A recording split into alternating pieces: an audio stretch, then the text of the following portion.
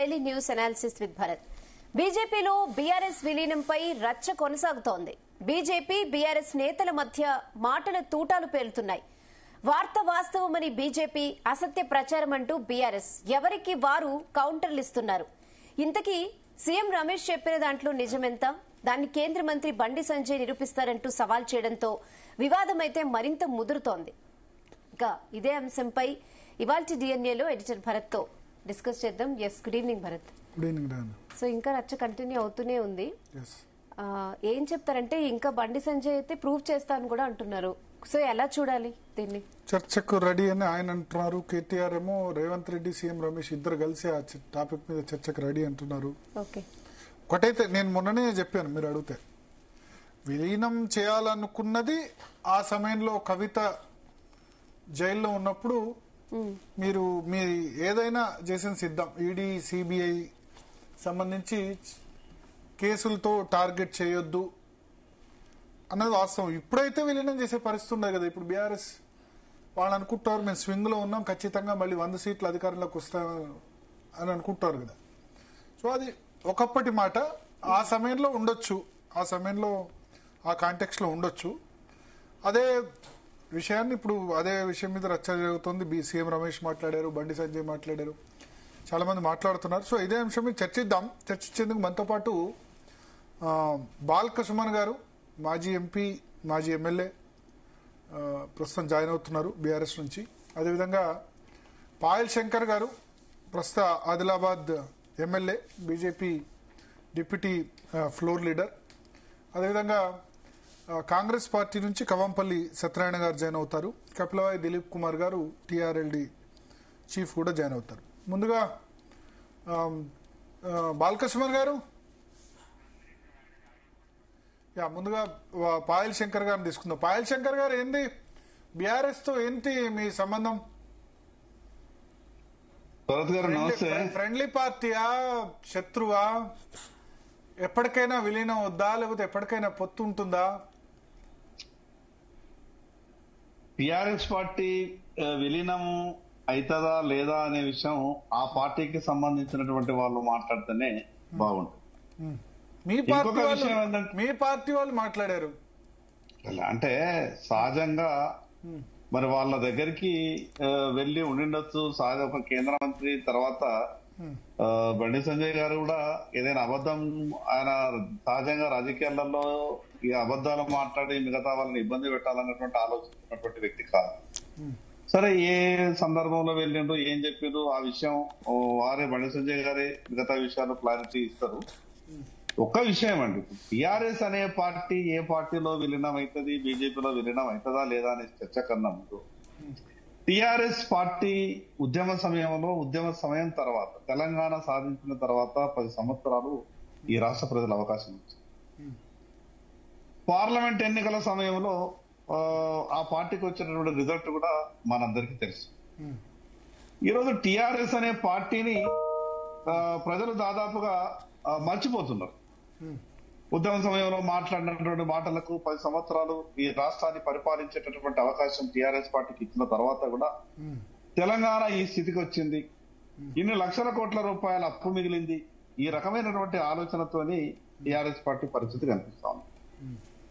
సహజంగా నాయకత్వం వహించేటటువంటి వాళ్లకు కుటుంబంలో కొన్ని సమస్యలు రావడం, తర్వాత ఆ సమస్యల వల్ల ఆ పార్టీ మనగడే కొంత ప్రశ్నార్థకం కావడం, కొన్ని రకరకాల ఇబ్బందులు ఉన్నప్పుడు సహజంగా ఇటువంటి చర్చలు జరుగుతాయి.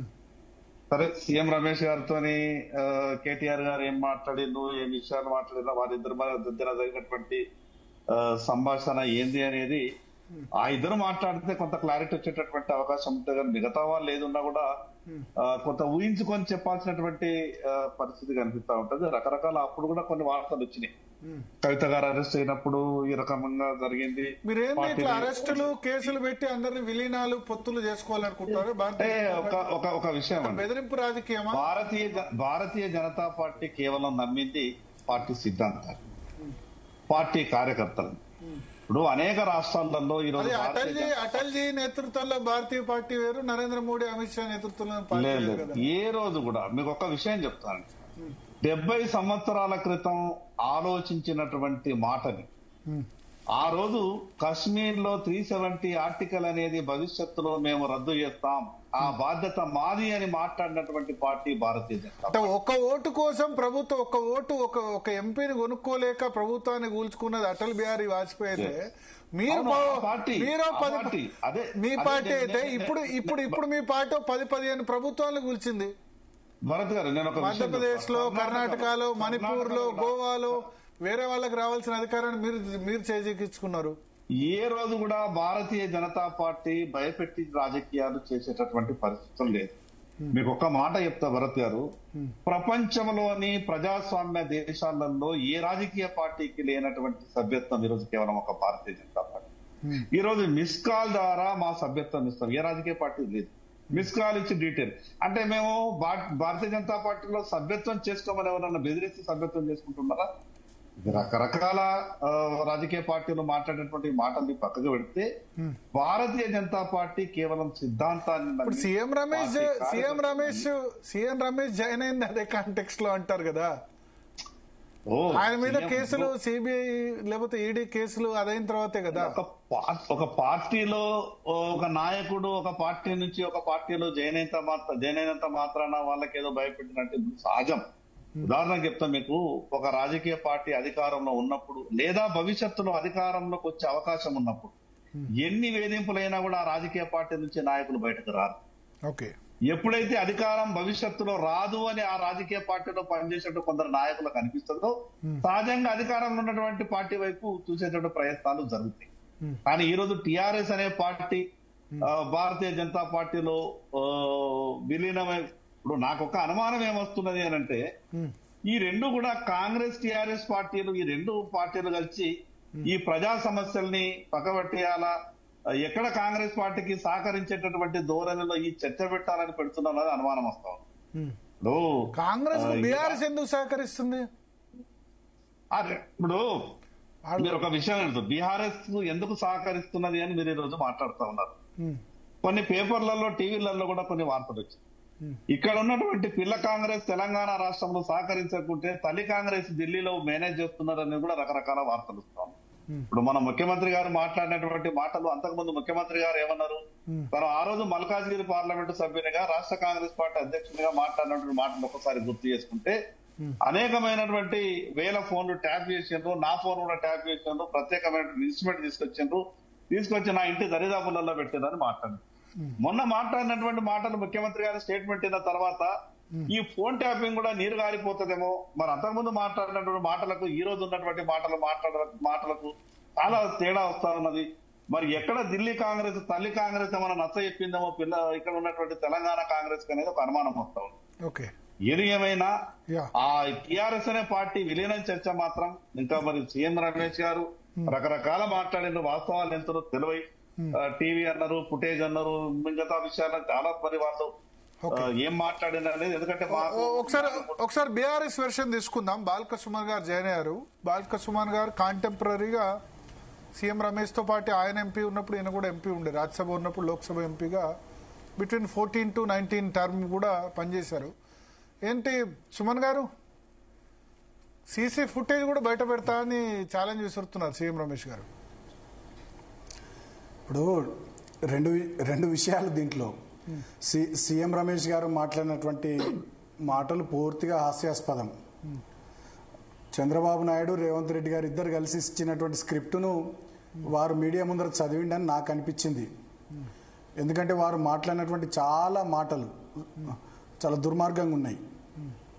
ఆయన ఏమంటాడు, ఎంతసేపటికి ఆయనకు 1660 కోట్ల కాంట్రాక్టు వర్క్ ఫ్యూచర్ సిటీలో ఎట్లొచ్చిందో ఏందో దానికి సమాధానం చెప్పాల్సింది పోయి అది ఇచ్చిపెట్టేసి ఆయన కేటీఆర్ గారు ఒక కులాన్ని విమర్శించిండు, ఇంకో నాయకుని విమర్శించిండు, లేదంటే మా ఇంటికి వచ్చిండు, లేదంటే బీఆర్ఎస్ బీజేపీ విలీనమని ఇష్యూనంతా సైడ్ ట్రాక్ చేసేటటువంటి ధోరణితో ఆయన మాట్లాడిండు. ప్రజల దృష్టిని 1660 కోట్ల రూపాయల రోడ్డు వరకు ఈయన కంచెగచ్చబౌలిలో అప్పటి ప్రభుత్వానికి ఆ సందర్భంలో కొంచెం బ్యాంకుల ద్వారా ఇవి తనఖా పెట్టుకొని డబ్బులు తెచ్చుకోవడానికి 10,000 కోట్ల రూపాయలు సపోర్ట్ చేసినందుకు క్విడ్ ప్రోకోగా ఈయనకు వచ్చినటువంటి వర్క్ విషయంలో కేటీఆర్ గారు మాట్లాడితే, అది తప్ప మిగతా అన్ని విషయాలు ప్రజల దృష్టిని మీడియా దృష్టిని మరల్చేటట్టుగా సీఎం రమేష్ గారు మాట్లాడి తప్ప దాంట్లో ఏమీ లేదు. సీఎం రమేష్ గారి గురించి భరత్ గారు మీరు ఢిల్లీలో రిపోర్టర్గా ఉన్నారు, నేను ఢిల్లీలో 5 సంవత్సరాలు ఎంపీగా ఉన్నా, మనందరికీ కూడా తెలుసు ఆయన శరీరం ఇవాళ బీజేపీలో ఉంది, ఆత్మ చంద్రబాబు నాయుడుతో ఉంటుంది తెలుగుదేశంలో. మనకు తెలియదు ఏముంది. ఇక గతంలో వీళ్ళంతా చంద్రబాబు నాయుడు గారి కింద పనిచేసినటువంటి వాళ్ళు, ప్రస్తుతం ఉన్నటువంటి ముఖ్యమంత్రి రేవంత్ రెడ్డి గారు కానీ సీఎం రమేష్ గారు కానీ వాళ్ళు చాలా క్లోజ్ ఫ్రెండ్స్. నేను ఇంకో మాట చెప్తున్నా, ఢిల్లీలో మనకు తెలియదు ఏముంది. గతంలో రేవంత్ రెడ్డి గారు ఎప్పుడు ఢిల్లీకి వచ్చినా సీఎం రమేష్ గారితోనే ఉండేది. ఇప్పుడు కూడా 23 తుగ్లక్ రోడ్లో మరి ఆ సీసీటీవీ ఫుటేజ్లు తీద్దామా?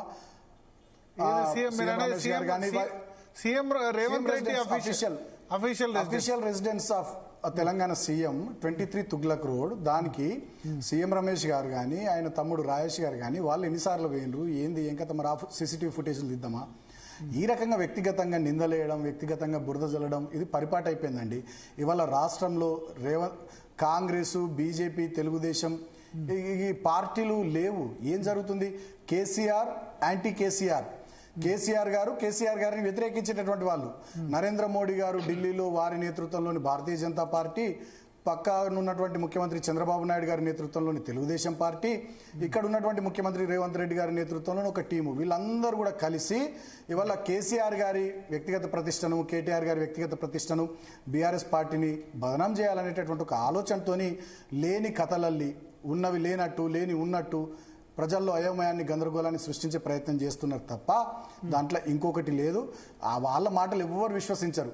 ఇప్పుడు పాయల్ శంకర్ గారు మాట్లాడుతుంటే నేను విన్నాను, వారేమంటారు, బీజేపీ నాయకుడు కాంగ్రెస్ బీఆర్ఎస్ వీళ్ళు కలిసి ఏదో చేస్తున్నారని వారంటారు. కాంగ్రెస్ వాళ్ళు ఏమంటారు, బీఆర్ఎస్ బీజేపీ వీళ్ళు కలుస్తున్నారని వాళ్ళు అంటారు. తర్వాత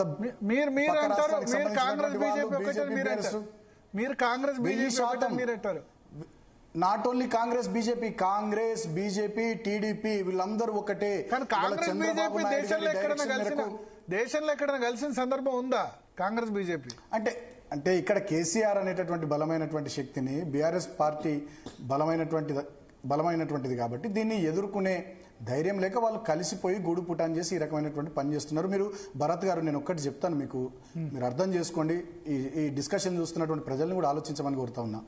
చంద్రబాబు నాయుడు గారికి, తెలుగుదేశం పార్టీకి ఇంకా మా మీద కోపం ఉంటుంది. కారణం ఏంది? 2001లో కేసీఆర్ గారు తెలుగుదేశం నుండి బయటకు వచ్చి నాడు టీఆర్ఎస్ పార్టీని పెట్టి 14 ఏళ్ళు అవిశ్రాంతంగా ఉద్యమాన్ని నడిపించి రాష్ట్రం తెచ్చిన నాయకుడు. ఇక్కడి ప్రజల ఆశీర్వాదంతో, ఇక్కడి ప్రజల సహకారంతో 10 ఏళ్ళు బ్రహ్మాండంగా మేము పనిచేసి కష్టపడి మాకు తోచినంతలో మేము రాష్ట్ర ప్రగతిని ముందుకు తీసుకొని పోయినాం.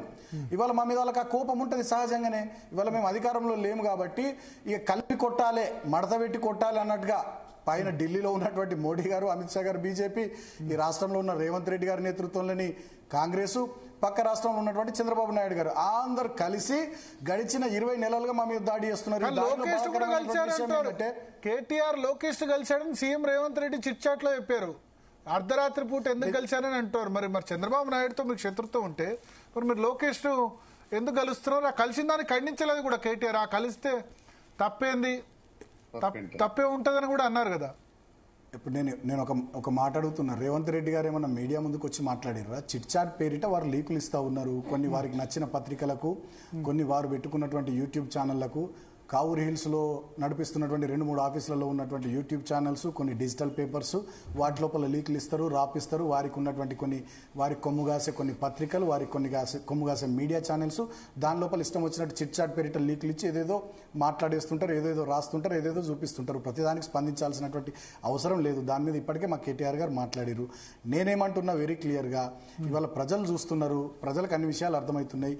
మేము రాష్ట్రం తెచ్చినామనే కోపం మా మీద ఉంది, మేము ఉద్యమం చేసినాం అనేటటువంటి కోపం మా మీద చంద్రబాబు నాయుడు గారికి వాళ్ళందరికీ కూడా ఉంది. ఇవాళ కూడా మీరు గమనిస్తే రాష్ట్రంలో గోదావరి బనకచెర్ల లింక్ మీద మేము మాట్లాడుతున్నాం. పేరుకే 200 టీఎంసీలు, 400 టీఎంసీలు ఎత్తుకొని పోయే ప్రయత్నం జరుగుతూ ఉంది. 968 టీఎంసీల నీళ్ల వాటా గోదావరి జిల్లాలో వాళ్ళు ఒప్పుకోలేరు. గోదావరి మీద కట్టుకోబడుతున్న ప్రతి ప్రాజెక్టు మీద వాళ్ళ అపెక్స్ కౌన్సిల్కు, కేంద్ర ప్రభుత్వానికి, సిడబ్ల్యూఎస్కి మనకు వ్యతిరేకంగా లేఖలు రాసిర్రు. కృష్ణా జిల్లాలో మన వాటాను ఒప్పుకోవడం లేదు. పోతిరెడ్డిపాడు హెడ్ రెగ్యులేటర్ సామర్థ్యం 88,000 క్యూసెక్లకు పెంచుకొని నీళ్లు తీసుకొని పోతా ఉన్నారు.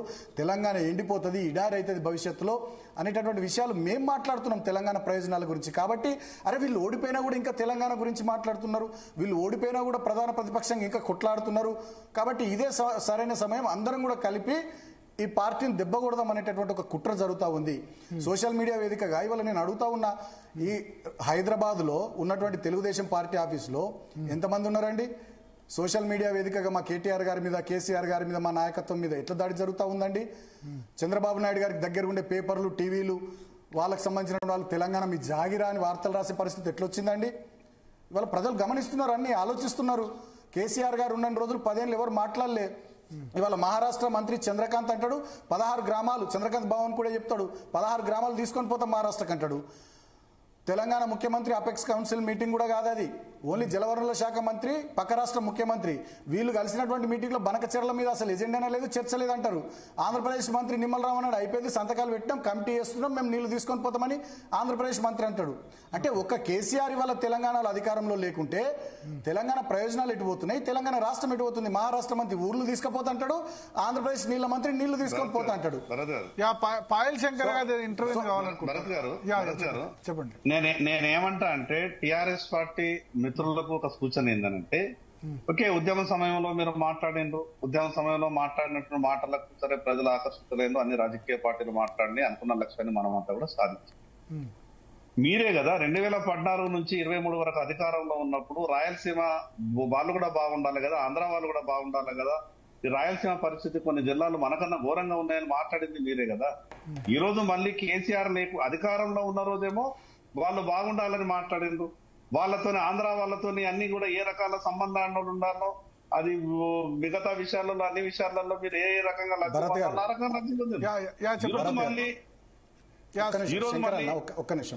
శంకరన్న నేను ఒక్క నిమిషం చెప్తా, ప్లీజ్ నన్ను మాట్లాడియండి. భరత్ గారు ఆంధ్రప్రదేశ్ మంచిగా ఉండడాన్ని, రాయలసీమ మంచిగా ఉండడాన్ని, అక్కడి రైతాంగం, అక్కడ ప్రజలు బతకడాన్ని మేమేం తప్పుపడతలేం. భారతదేశం మొత్తం మంచిగా ఉండాలి, దేశ ప్రజలు మంచిగా ఉండాలి, ఇతర రాష్ట్రాల ప్రజలు మంచిగా ఉండాలని మేము కోరుకుంటున్నాం. కానీ మేమనేది ఏంది, మా 968 టీఎంసీల నీళ్ల వాటా గోదావరి జిల్లాల్లో మీరు ఒప్పుకోండి అంటున్నాం పక్క రాష్ట్ర ముఖ్యమంత్రిని. అదేవిధంగా మా ప్రాజెక్టులకు వ్యతిరేకంగా భక్త రామదాసు కానీ, సీతారామ కానీ, కాళేశ్వరం ప్రాజెక్టు కానీ, మా ప్రాజెక్టులకు వ్యతిరేకంగా గతంలో మీరు కేంద్ర ప్రభుత్వానికి రాసిన లేఖలు ఉపసంహరించుకోండి అంటున్నాం. గోదావరి బనకచెర్ల లింకు పేరిట మీరు 200 టీఎంసీల పేరిట 400 టీఎంసీలు తీసుకొని పోవడానికి మీరు ఏదైతే కాలువలు తవ్వుతున్నారో దానికి అనుమతి లేదు, అనుమతి లేనిది ఎట్లా కట్టుకుంటారు, దాన్ని ఆపండి అంటున్నాం. కృష్ణా జలాల్లో మా వాటా ఒప్పుకోండి అంటున్నాం. మమ్మల్ని బతకనియండి, మీరు బతకండి అంటున్నాం. గతంలో కేసీఆర్ గారు కూడా చెప్పింది అదే కదా. ఈ దేశంలో వాటర్ వార్స్ ఉండొద్దని కోరుకున్నారు కేసీఆర్ గారు ఒక రాజనీతిజ్ఞుడిగా. పక్క రాష్ట్రం చెడిపోవాలి, దేశం ఏమో అయిపోవాలని కేసీఆర్ గారు ఎన్నో మాట్లాడలే కదా. మేము ఆ మాట అంటలేము కదా. నేనేమంటున్నా, ఒక్క నిమిషం భరత్ గారు, ఒకటే నిమిషం నేను కంక్లూడ్ చేస్తాను. నేనేమంటున్నా, ఇవాళ కూడా మేమేమంటున్నాం, గోదావరి జలాల్లో మా వాటా, కృష్ణా జలాల్లో మా వాటా, మాకు సమ్మతించినటువంటి వాటా, గతంలో ట్రిబ్యునల్స్ ఇచ్చినటువంటి అవార్డు కానీ, ఇక్కడ జరపబడ్డ కేటాయింపులు కానీ, ఉమ్మడి ఆంధ్రప్రదేశ్లో ఉన్నటువంటి అలొకేషన్స్ కానీ అవి ఒప్పుకోవాలని చెప్పి మేము మాట్లాడుతున్నాం తప్ప మేము ఇతరులను ఏమంటలేమే. ఇవాళ మీరు అవేవి ఒప్పుకోకుండా ఏమి చేయకుండా మీరు ఇష్టం వచ్చినట్టు చేస్తూ ఉంటే, కేంద్రంలో భారతీయ జనతా పార్టీ 2 కేంద్ర మంత్రులు ఉన్నారు, మాట్లాడరు. 8 మంది ఎంపీలు ఉన్నారు, మాట్లాడరు. తెలంగాణ ముఖ్యమంత్రి మాట్లాడరు, తెలంగాణ ఎంపీలు మాట్లాడరు, తెలంగాణ మంత్రులు మాట్లాడరు. ఇవాళ మేము మాట్లాడుతున్నాం కాబట్టి చంద్రబాబు నాయుడు గారికి కడుపుమంటున్నది. కాబట్టి సీఎం రమేష్ గారు ఎవరు, ఆయన శరీరము బీజేపీలో ఉన్న ఆత్మ తెలుగుదేశంతో ఉంది, చంద్రబాబు నాయుడు గారితో. కావాలని రేవంత్ రెడ్డి మరి కాంగ్రెస్ మినిస్టర్ కదా, కాదు రేవంత్ రెడ్డి కాంగ్రెస్ చీఫ్ మినిస్టర్ కదా. సరే చంద్రబాబు అయినా రేవంత్ రెడ్డి కాంగ్రెస్ చీఫ్ మినిస్టర్ కదా, బీజేపీ ఎంపీ ఆయన సపోర్ట్ చేస్తూ మాట్లాడితే మరి బీజేపీ అధిష్టానం రేవంత్ రెడ్డిని సపోర్ట్ చేసే విధంగా ఉంటే బీజేపీ అధిష్టానం మరి చర్యలు తీసుకుంటది. ఆయన మీద చర్యలు తీసుకోవాలి, లేదా కాంగ్రెస్ అధిష్టానం రేవంత్ రెడ్డి మీద, కాంగ్రెస్ అధిష్టానం రేవంత్ రెడ్డి మీద చర్యలు తీసుకుంటది. భరత్ గారు మనం ఇంత అమాయకంగా మాట్లాడుకుంటే ఇట్లా, వాళ్ళంతొక్కటే మొన్నటి సిఆర్ పాటిల్ గారు కేంద్ర జలశక్తి మంత్రి దగ్గర జరిగిన మీటింగ్ తర్వాత చాలా స్పష్టంగా ప్రజలకు అర్థమైంది. ఎజెండాలో బనకచెర్ల లేదన్నారు, నెంబర్ 1 ఐటమ్ బనకచెర్ల.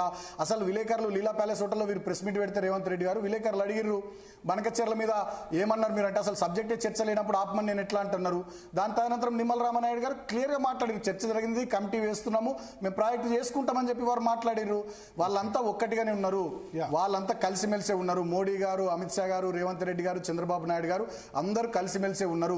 ఈ విషయాల్లో మేము మాట్లాడుతున్నాం కాబట్టి మా మీద కోపం ఉన్నది. రేపు జూబ్లీహిల్స్ ఉప ఎన్నిక ఉన్నది, రేపు స్థానిక సంస్థల ఎన్నికలు ఉన్నాయి.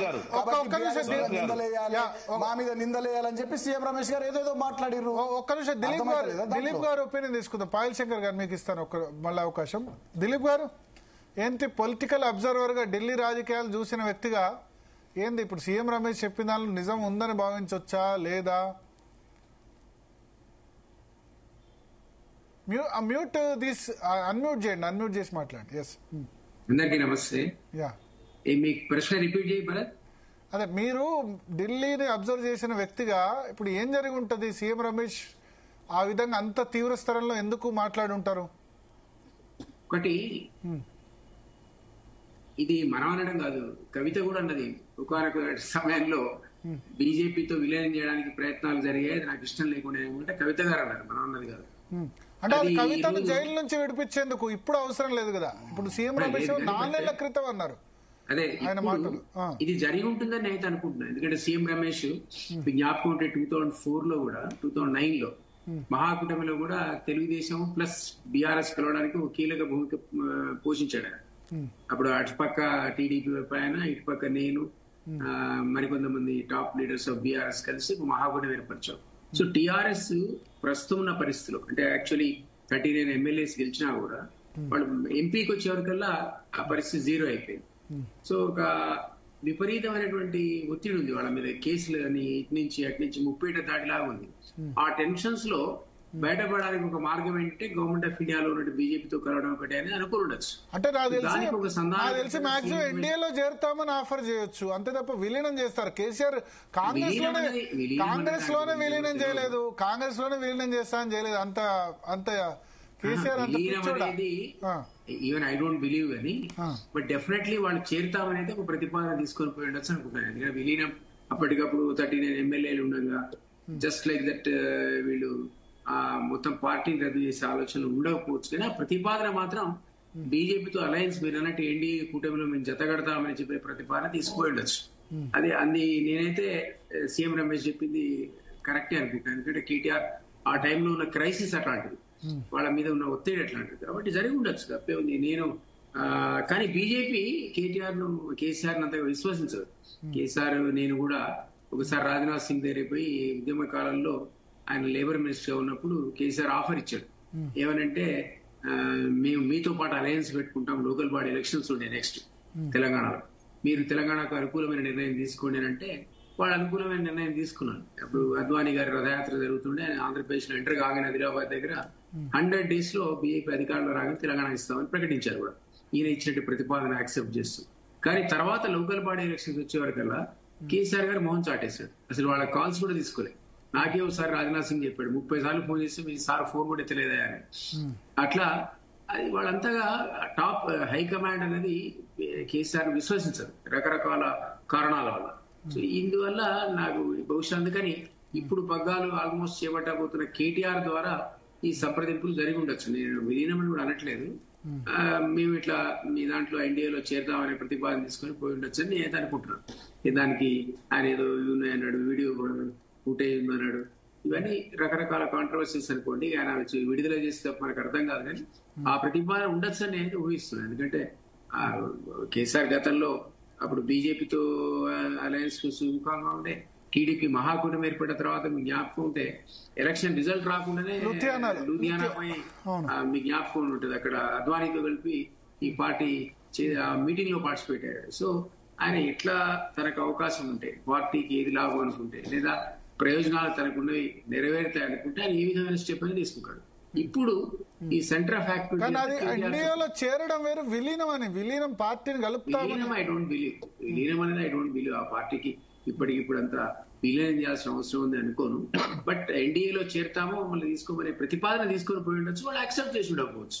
ఇక్కడ స్థానికంగా ఉన్న బీజేపీ నేతలకు కూడా బీఆర్ఎస్ తో జతగట్టడం మీద అంతగా ఇంట్రెస్ట్ ఉండదు. అది బండి సంజయ్ కావచ్చు, మరొకరు కావచ్చు, మనకు తెలుసు వాళ్ళు అంతగా సుముఖంగా ఉండరు. అధిష్టానం దగ్గర ప్రతిపాదించుకోవడానికి ఎవరు ఆపుతారు? ఒక్కొక్క సందర్భంలో అధిష్టానం తీసుకున్న నిర్ణయాన్ని లోకల్ గా ఉన్న పార్టీ యాక్సెప్ట్ చేయాల్సి వస్తుంది. కాబట్టి ఆ లెవెల్లో సీఎం రమేష్ అది కవిత జైల్లో ఉన్నప్పుడు ఆలోచించుండొచ్చు, బట్ ఆ ఆలోచన ఇవాళ ఉంటుందా? ఇవాళ బీఆర్ఎస్ ప్లీనరీ తర్వాత స్ట్రాంగ్ గానే కనిపిస్తుంది కదా. ఇవాళ ఆలోచన ఉందా? అప్పుడంటే మీరు 17% ఓటు బ్యాంక్ పడిపోయింది, ఒక్క ఎమ్మెల్యే కూడా గెలవలేదు, కవిత జైల్లో ఉంది, బయటకు వచ్చే పరిస్థితి లేదు, 10 మంది ఎమ్మెల్యేలు కాంగ్రెస్ లో జంప్ అవుతున్నారు, ఆ సమయంలో ఉంది. కానీ ఇవాళ బీఆర్ఎస్ కి అవసరం ఉందా అంటున్నా. ఇప్పుడు బీఆర్ఎస్ కి నిజంగా కూడా కాంగ్రెస్ ఫెయిల్ అయిన తర్వాత వీళ్ళు 10 ఏళ్లలో కొలాప్స్ అయితే వీళ్ళు 10 నెలల్లో కొలాప్స్ అయ్యారు. ఈ కాంగ్రెస్ కొలాప్స్ అయిన తరుణంలో అనుకున్న బీఆర్ఎస్ లేచింది. కాంగ్రెస్ ఎలక్షన్స్ వస్తే బీఆర్ఎస్ కూడా రెకనింగ్ లో ఉంది ఇప్పుడు. కాబట్టి ఈ టైంలో వాళ్ళకు మీరు అన్నట్టు విలీనం గానీ లేదా ఎన్డీఏ అలయన్స్ కానీ అవసరం ఉందని అనుకోరు. డెఫినెట్లీ ఈ రోజు కాంగ్రెస్ నెంబర్ 3 లో ఉంటే బీజేపీ నెంబర్ 1 లో ఉంటే నెంబర్ 2 లో బీఆర్ఎస్ లేచింది మళ్ళా. సో ఈ టైంలో పెద్దగా బట్ ఈ చర్చలు సీఎం రమేష్ అన్నవి గతంలో జరిగి ఉండొచ్చు. మీరు అన్నట్టు ఏ క్రైసిస్ లో అటు ఈడీలు అటు సిబిఐలు ఎంక్వైరీలు అరెస్టులు ఈ సందర్భంలో ఉన్న క్రైసిస్ లో ఆ ప్రతిపాదన పోయి ఉండొచ్చు, అది జరిగి ఉండకపోవచ్చు. అధిష్టానం ఒప్పుకోలేదు సీఎం రమేష్ చెప్తున్నాడు కదా. ఇప్పుడు మీరు బీజేపీ నెంబర్ 1 లో ఉందంటారా? బీజేపీ నెంబర్ 1 బీఆర్ఎస్ నెంబర్ 2 ఇప్పుడు ఇవాళ అనుకుంటున్నాను నేనైతే. ఇప్పుడున్న పరిస్థితిలో బీఆర్ఎస్ 0 నుంచి ఒక్కసారిగా కాంగ్రెస్ వైఫల్యం వల్ల వాళ్ళు తేరుకున్నారు. కాస్తో కూస్తో లోకల్ బాడీ ఎలక్షన్స్ లో వాళ్ళ రిజల్ట్ మనం చూపించగలిగే స్థితికి వచ్చారు. గతంలో లేదు, 10 నెలల కింద లేదు. ఇప్పుడు సడన్ గా వాళ్ళు మళ్ళా తేరుకునే పరిస్థితి వాతావరణం వచ్చింది కాంగ్రెస్ ఫెయిల్యూర్ వల్ల. ఓకే సుమన్ గారు, భరత్ గారు, సరే దిలీప్ గారు చాలా విషయాలు చెప్పినారు. దిలీప్ గారు నెంబర్ 1 బీజేపీ ఉందంటారు ఇవాళ ఉన్న పరిస్థితిలో. ప్లస్ ఎన్డీఏలో జాయిన్ అయ్యి ఉండేందుకు ఉండొచ్చు అని అంటారు. ఆయన పూర్తిగా కొట్టిపారేయట్లేదు ఆయన. దిలీప్ గారు చాలా విషయాలు మాట్లాడినారు. నేను 1 by 1 మాట్లాడతా. ఒకటి గుర్తుపెట్టుకోండి, ఆనాడైనా ఈనాడైనా మా పార్టీ చాలా బలంగా ఉంది. సరే రాజకీయాల్లో సమాజంలో కొన్ని ఎన్నికల్లో కొన్ని సందర్భాల్లో గెలుస్తుంటాము, కొన్ని సందర్భాల్లో ఓడిపోతుంటాము. దానికి వేరియస్ ఫ్యాక్టర్స్ ఉంటాయి. మీరు చూస్తే దక్షిణ భారతదేశంలో ఇప్పటి వరకు వరుసగా 3ోసారి ఎవరు కూడా అధికారంలోకి రాలే. మేము 2014లో 63-64 సీట్లతో అధికారంలోకి వస్తే 2018లో 2వ టర్మ్లో 88 సీట్లతో అధికారంలోకి వచ్చినాం.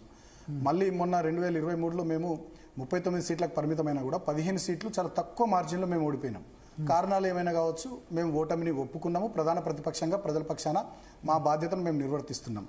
ఇవాళ మీరు ఒకసారి భరత్ గారు మనం గతంలోకి పోయి దిలీప్ గారు ఆనాడు మాతో ఉన్న రోజులను కూడా ఒకసారి జ్ఞాపకం చేసుకుంటే, సరే అప్పుడే వారు వెళ్ళిపోయినట్టున్నారు. 2009లో కూడా ఆనాడు మాకు 10 ఎమ్మెల్యే సీట్లే వచ్చినాయి. చాలా మంది మేధావులు అనేటోళ్ళు, చాలా మంది మేమంటే నచ్చనోళ్ళు, ఇక అయిపోయింది టీఆర్ఎస్ పార్టీ ఖతం అయిపోయింది, తెలంగాణ భవన్కు టూలెట్ బోర్డు పెట్టేస్తారు అట్లా మాట్లాడిర్రు. ఇక కాంగ్రెస్లో విలీనం చేసి పారేస్తారు, అయిపోయింది పార్టీ పని, ఇట్లా మాట్లాడిర్రు. కానీ ఫీనిక్స్ పక్షి లెక్క టీఆర్ఎస్ పార్టీ ఎట్లా లేచింది, తెలంగాణ జనాన్ని సమీకరించి ఎట్లా ఉద్యమం చేసింది, ఏం జరిగిందో అదంతా చరిత్ర మన కళ్ళ ముందర ఉన్నది. ఇవాళ కూడా మేమేమంటున్నాం, మొన్న జరిగినటువంటి పార్లమెంట్ ఎన్నికల్లో ఒక డిఫరెంట్ నేరేటివ్ తీసుకొచ్చినారు. భారతీయ జనతా పార్టీ కాంగ్రెస్ పార్టీ రెండు కలిసిపోయినాయి. ఎందుకంటే బలమైన అభ్యర్థులు భారతీయ జనతా పార్టీ వాళ్ళు పోటీ చేసిన దగ్గర బలహీనమైనటువంటి అభ్యర్థులను కాంగ్రెస్ పార్టీ పెట్టింది. రేవంత్ రెడ్డి మాటిచ్చొచ్చిండు, కేక్ కోసినట్టుగా మీకెనిమిది మాకెనిమిది అని పంచుకున్నారు వాళ్ళు. తద్వారా బీఆర్ఎస్ పార్టీని దెబ్బ కొట్టాలని ఒక నేరేటివ్ డెవలప్ చేసి ముఖ్యమంత్రి గారే ఏమంటారు, అరే జాతీయ రాజకీయాలకు ఈ పార్టీకి ఏం సంబంధం బీఆర్ఎస్ కు, అయితే మా కోటేయాలా లేకపోతే బీజేపీ కోటేయాలని స్వయంగా రేవంత్ రెడ్డి గారు మాట్లాడినటువంటి విషయాలు ఉన్నాయి. రాహుల్ గాంధీ గారేమో దేశం మొత్తం బీజేపీని తిట్టుకుంటూ తిరిగిండు పార్లమెంట్ ఎన్నికల్లో. రేవంత్ రెడ్డి గారు ఇక్కడ ఇచ్చినటువంటి స్టేట్మెంట్ ఏంది, వారు జాతీయ రాజకీయాల్లో బీఆర్ఎస్కి ఏం అవసరం, రాష్ట్రంలో కూడా అధికారంలో లేదు, అయితే మాకేయాలా లేకపోతే బీజేపీకి వేయాలని వారు మాట్లాడారు. సో అటువంటి సందర్భాల్లో సరే అప్పుడు ఉన్నటువంటి పరిస్థితుల రీత్యా మాకు సీట్లు రాకపోవచ్చు, కానీ మేము పోరాటం ఆపలే, మేము కొట్లాడడం ఆపలే. ప్రధాన ప్రతిపక్షంగా మూసి ప్రక్షాళన పేరుతో ఆ పేరిట హైదరాబాద్లో విధ్వంసం చేస్తుంటే మేము నిలబడ్డం ప్రజల పక్షాన, హైడ్రా విధ్వంసం చేస్తుంటే ప్రజల పక్షాన నిలబడ్డం, లగచర్ల అక్కడ ఫార్మా కంపెనీ పేరిట లంబాడ బిడ్డల మీద దాష్టికం చేస్తుంటే ఢిల్లీ దాకా పోయి కొట్లాడి దాన్ని ఆపిచ్చినాము. చెప్పండి భరత్ ఒక్క నిమిషం నేనేమంటున్నా, ప్లీజ్ లెట్ మీ కంప్లీట్. 1 నిమిషంలో నేను కంప్లీట్ చేస్తాను. నేనేమంటున్నా, తర్వాత కంచగచ్చబౌలి భూముల విషయంలో మేము కొట్లాడినాం, రైతాంగం సమస్యల విషయంలో కొట్లాడినాం, నిరుద్యోగుల గురించి కొట్లాడినాం. 20 నెలల్లో ప్రధాన ప్రతిపక్షంగా డెఫినెట్ గా మేము కొట్లాడినాం, ప్రజల పక్షాన మా పని మేము చేస్తున్నాం. సరే కొంతమంది ఆనాడు మమ్మల్ని ఒప్పుకున్నటువంటి వాళ్ళు ఈనాడు కూడా వాళ్ళకి ఒప్పుకునే మనసు రాకపోతే మేము ఏం చేస్తాం? వాళ్ళు మనసులో ఏదేదో పెట్టుకొని బీఆర్ఎస్ పార్టీ ఉండొద్దనే ఆలోచనతో ఏదేదో మాట్లాడుతుంటే మేము దానికి చేసేది ఏం లేదు. కానీ ఆనాడైనా ఈనాడైనా డెఫినెట్ ఎట్టికైనా మట్టికైనా మనోడు ఉండాలి. డెఫినెట్ బీఆర్ఎస్ పార్టీ తెలంగాణ ప్రజల పక్షాన ఇంకా 50 ఏళ్ళు ఇంకా 100 ఏళ్ళు ఉంటుంది. ఈ పార్టీని డైరెక్ట్గా ఎదుర్కొనే దమ్ము లేక భారతీయ జనతా పార్టీ, కాంగ్రెస్ పార్టీ, చంద్రబాబు నాయుడు అందరూ కలిసి చేస్తున్న కుట్ర విలీనం అనేటటువంటి చర్చ. ఈ రకమైనటువంటి చర్చలు తీసుకొచ్చి ఏదో మమ్మల్ని డిఫెన్స్లోకి నెట్టేయాలనేటటువంటి ప్రయత్నాలు చేస్తున్నారు. వాళ్ళ ప్రయత్నాలు సఫలం కావు. ఇంకొక విషయం కూడా నేను స్పష్టంగా ఇక్కడ భరత్ గారు చెప్పదలుచుకున్నా. సీఎం రమేష్ గారు అంతెత్తున ఎగిరి మాట్లాడిండు. కానీ వాస్తవ విషయాలు ఏం చెప్పారు? ఆయనకు 1660 కోట్ల కాంట్రాక్ట్ ఎట్లొచ్చింది, ఎన్ని కంపెనీలు టెండర్లు పార్టిసిపేట్ చేసినాయి, ఎవరు ఎంత ప్రైస్ దాఖలు చేసిర్రు, అదంతా బయట పెట్టాలి కదా వివరాలు. ఇక్కడ ఏం జరుగుతుందంటే ఈ రాష్ట్రంలో క్విడ్ ప్రోకో జరుగుతుందని గతంలో కూడా నారాయణపేట కొడంగల్ లిఫ్ట్ ఇరిగేషన్లో కూడా 4350 కోట్లను కేక్ కోసుకున్నట్టుగా మెగా కంపెనీ ఓ ముక్క, రాఘవ కంపెనీ మంత్రి గారి పొంగులేటి శ్రీనివాసరెడ్డి గారి వారి కంపెనీ ఒక ముక్క కోసుకున్నారు. సో ఈ మీరు మెగాకు చాలా కాంట్రాక్ట్స్ ఇచ్చారు, మీరు రిత్విక్ కంపెనీకి కాంట్రాక్ట్స్ ఇచ్చారు సీఎం రమేష్ కు. ఆయనే చెప్పారు సీఎం రమేష్, నాకు బీఆర్ఎస్ గవర్నమెంట్ లో కూడా ఇచ్చారు కదా అని అన్నారు. ఇప్పుడు ఇది ఎట్లొచ్చిందో బయట పెట్టమని అంటున్నాం కదా. కేటీఆర్ గారు గతంలోనే కంచెగచ్చబౌలి ఇష్యూ వచ్చిన సందర్భంలోనే ఈ భూములను తనఖా పెట్టి 10,000 కోట్లు ముఖ్యమంత్రి రేవంత్ రెడ్డి ఈ ప్రభుత్వం తీసుకొని రావడానికి ఒక బీజేపీ ఎంపీ సహకరించిండు. సందర్భం వచ్చినప్పుడు వారి పేరు బయట పెడతాం, త్వరలో వారికి ఆయాచిత లబ్ధి జరగబోతుంది అని కూడా కేటీఆర్ గారు చెప్పారు. నేనేమంటున్నా, ఇతర కాంగ్రెస్ పాలిత రాష్ట్రాల్లో బీజేపీ ఎంపీలకు, బీజేపీ నాయకులకు వర్కులు వస్తాయా అండి? మీరు చెప్పండి భరత్ గారు. ఒక్కసారి కాంగ్రెస్ ప్రభుత్వంలో ఒక్క నిమిషం భరత్ గారు ప్లీజ్. తెలంగాణలో కాంగ్రెస్ ప్రభుత్వం ఉంటుంది, బీజేపీకి 1660 కోట్ల వరకు వస్తుంది. దీన్ని ఎట్లా అర్థం చేసుకోవాలి? హ్యాండ్ ఇన్ గ్లౌ కాకుంటే వాళ్ళిద్దరి మధ్యలో ఏదో లేకుంటే, ఏదో జరగకుండా ఉంటే ఇట్లా ఎట్లా సాధ్యమవుతుంది అనేది నా ప్రశ్న. దానికి సంబంధించిన వివరాలు బహిర్గతం చేయాల్సిన సీఎం రమేష్ మా మీద బట్టగాల్చి మీద వారేసి ఏదో వారు మనతో పాటు మకాన్ సింగ్ రాజ్ ఠాకూర్ గారు Congress MLA, Ramagundam MLA join అయ్యారు. రాజ్ ఠాకూర్ గారు, సుమన్ గారు ప్రశ్న విన్నారు కదా, కాంగ్రెస్ పాలిత రాష్ట్రాల్లో బీజేపీ ఎంపీలకు ఎట్లా కాంట్రాక్టులు వస్తాయి, వేరే రాష్ట్రాల్లో వస్తాయా, ఇట్లా సాధ్యమా అని అడుగుతున్నారు. బీజేపీ ఎంపీ వారు సీఎం రమేష్. నమస్కారం అందరికి. నమస్కారం. CM Ramesh BJP MP. మరి ఇదివరకు ఆయన టీడీపీలో ఉన్నప్పుడు బీఆర్ఎస్ వాళ్ళు ఏ రకంగా ఇచ్చారు? ఆయన దానికంటే ముందు ఒక వ్యాపారవేత్త, ఆయనదో కంపెనీ ఉంది, ఆయన వ్యవస్థ ఉంది, వాళ్ళు కాంట్రాక్ట్ ఇవ్వలే, వాళ్ళు టెండర్లలో పార్టిసిపేట్ చేసిన చాలా మంది ఉన్నారు. ఎవరెవరైతే ఈ రోజు ఉన్నారో టీఆర్ఎస్ పార్టీ వాళ్ళకి ఏదో ఒక న్యాయం, ఇంకొక పార్టీకి ఒక న్యాయం, ఇంకొకటి ఈ పార్టీలో కాంగ్రెస్ పార్టీకి ఈ ప్రభుత్వానికి వాళ్లకు వీళ్ళకి ఇవ్వాలని ఏదో ముట్టు పెట్టాలని దానికి సంబంధం లేనే లేదు. సీఎం రమేష్ అనేది ఒక వ్యాపారవేత్త, నేను దాని మీద స్పష్టంగా చెప్తాను. ఆయన ఒక వ్యాపారవేత్త. ఆయన ఇవాళ ఎక్కడ పేపర్లో చూసిన ఆయన కేటీఆర్ గురించి మాట్లాడుతుంటే, కేటీఆర్ ఆయన మీద మాట్లాడుతుండే, ఈయన ఆయన మీద మాట్లాడుతున్నాడు. దాన్ని బట్టి రాజకీయం చేస్తారన్నది ఒక అవివేకం, అది నిజంగా మూర్ఖత్వమే. వాళ్ళు చేస్తేనేమో మంచిది, ఇంకొకరు ఏం చేయకుండా కూడా వాళ్ళు రెగ్యులర్ గా రొటీన్ గా వచ్చే దాంట్లో మాట్లాడితే అంటే హెచ్సియు కంచగచ్చిబౌలి విషయంలో ఆయన మీకు డబ్బులు ఇప్పించారు 10,000 కోట్లు, అందుకని బదులుగా ఫ్యూచర్ సిటీలో 1660 కాంట్రాక్ట్. అసలు ఫ్యూచర్ గచ్చిబౌలి విషయంలో ఇచ్చిన ఎవరైనా ప్రూఫా ఇచ్చిలేసిందా? కేటీఆర్ ఏమన్నా అసలు మతిస్థి మీద అవుతుందా లేకుంటే ఏం మాట్లాడుతుందో అర్థమైతే లేదు. ఆయన అధికారం లేదని చెప్పి ఎంత పిసపిస అవుతుంది. వాళ్ళు ఏది పడితే అది మాట్లాడడం వాళ్ళకి అలవాటు అయిపోయింది. నాకు ఎవరున్నారో చర్చలో బాల్క సుమన్ గారు ఉన్నారు, మీ మాజీ ఎంపీ. బాల్కా సుమన్ గారు మీ ఇద్దరు ఒకటే పార్లమెంట్, అంతా ఒకటే పార్లమెంట్ సెగ్మెంటా? మరి ఆయనకి బాగా తెలుసు ఎవరికి ఏమి ఇవ్వాలో, ఎవరెవరికి దగ్గరో కేటీఆర్ కి. బాల్కా సుమన్ మా బ్రదర్ కి చాలా చక్కగా తెలుసు. అంటే మీరేమంటారు? ఇప్పుడు బీజేపీ ఎంపీకి రావు కదా నార్మల్, సరే బీఆర్ఎస్ అది పక్కన పెట్టండి, కానీ కాంగ్రెస్ బీజేపీ అయితే ఒప్పుకుంటారా? కాంగ్రెస్ బీజేపీకి అయితే పడదు, శత్రుత్వాలు అనేది ఒప్పుకుంటారు కదా, దేశవ్యాప్తంగా శత్రుత్వం ఒకటి ఉంది కదా. గద్దదించడమే మా పని. మీరు ఫ్రెండ్లీ అంటారు, రేవంత్ రెడ్డి, నరేంద్ర మోడీ బడే బాయ్ చోటే బాయ్ అంటున్నారు వాళ్ళు. ఈ రాష్ట్రానికి వచ్చినప్పుడు మీరు ఈ దేశంలో ప్రధానమంత్రిగా ఉన్నారు, మేము ఈ రాష్ట్రంలో ఇక్కడ కూడా ఈ ప్రజలు ఎవరైతే ఉన్నారో ఓ పెద్దనలాగా వ్యవహరించాలని చెప్పింది, కానీ దాని అర్థం బడే బాయ్ మా అన్న నేను మీ తమ్ముడిని అని అనలే. అన్నారు కదా అదే మాట. పాయల్ శంకర్ గారు అయితే మాట్లాడతారట. ఒక్క నిమిషం శంకర్ గారు చెప్పండి. భరత్ గారు చెప్పండి. చర్చ ఏంది అని అంటే టిఆర్ఎస్ పార్టీ బీజేపీలో విలీనం అనే చర్చ మీరు ప్రారంభించారు. అది మేము సుమన్ గారు ఎంత గొప్పగా చెప్పిందంటే టిఆర్ఎస్ అనే పార్టీ ఈ రాష్ట్రానికి చాలా అవసరం. ఈ రాష్ట్రంలో అసలు టిఆర్ఎస్ పార్టీ అనేది లేకుంటే అసలు తెలంగాణ రాష్ట్రమే లేదనే విధంగా మాట్లాడే ప్రయత్నం. ఇది ఉద్యమ సమయంలో ఆ రోజు ఏం చెప్పినా కూడా నడుస్తుంది. దాని తర్వాత అధికారం ఇచ్చిన తర్వాత 10 సంవత్సరాలు కూడా మీరు ఏమేం మాట్లాడిందో రాష్ట్ర ప్రజలందరికీ కూడా తెలుసు.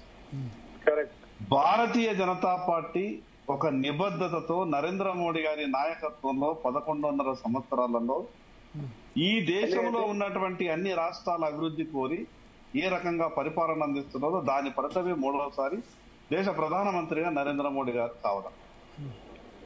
బీఆర్ఎస్ అనే పార్టీ వాళ్ళు కలుపుతామని విలీనం చేస్తామని చర్చ ఏ రకంగా జరిగిందో తెలియదు. కానీ ఉన్నటువంటి పరిస్థితులలో సతమతమవుతున్నటువంటి పరిస్థితులలో కొంత రాజకీయంగా ఏం ఆలోచన జరిగింది. కానీ ఈ రోజు సుమన్ గారు మాట్లాడుతున్నటువంటి మాటలు గత 10 ఏళ్లు మీరు అధికారంలో ఉన్నప్పుడు మీరు మిగతా పార్టీలకు సంబంధించినటువంటి ఆ ఎంపీల విషయం కావచ్చు, వాళ్ళకు సంబంధించిన కంపెనీల విషయం కావచ్చు, ఆ వ్యవహారాలు కాంగ్రెస్ పార్టీ ఈ రోజు ఏ రకంగా వ్యవహారం చేస్తున్నదో అంతకన్నా ఘోరంగా టిఆర్ఎస్ పార్టీ కూడా వ్యవహారాలు చేసింది. సుమన్ గారు ఒప్పుకోకపోవచ్చు.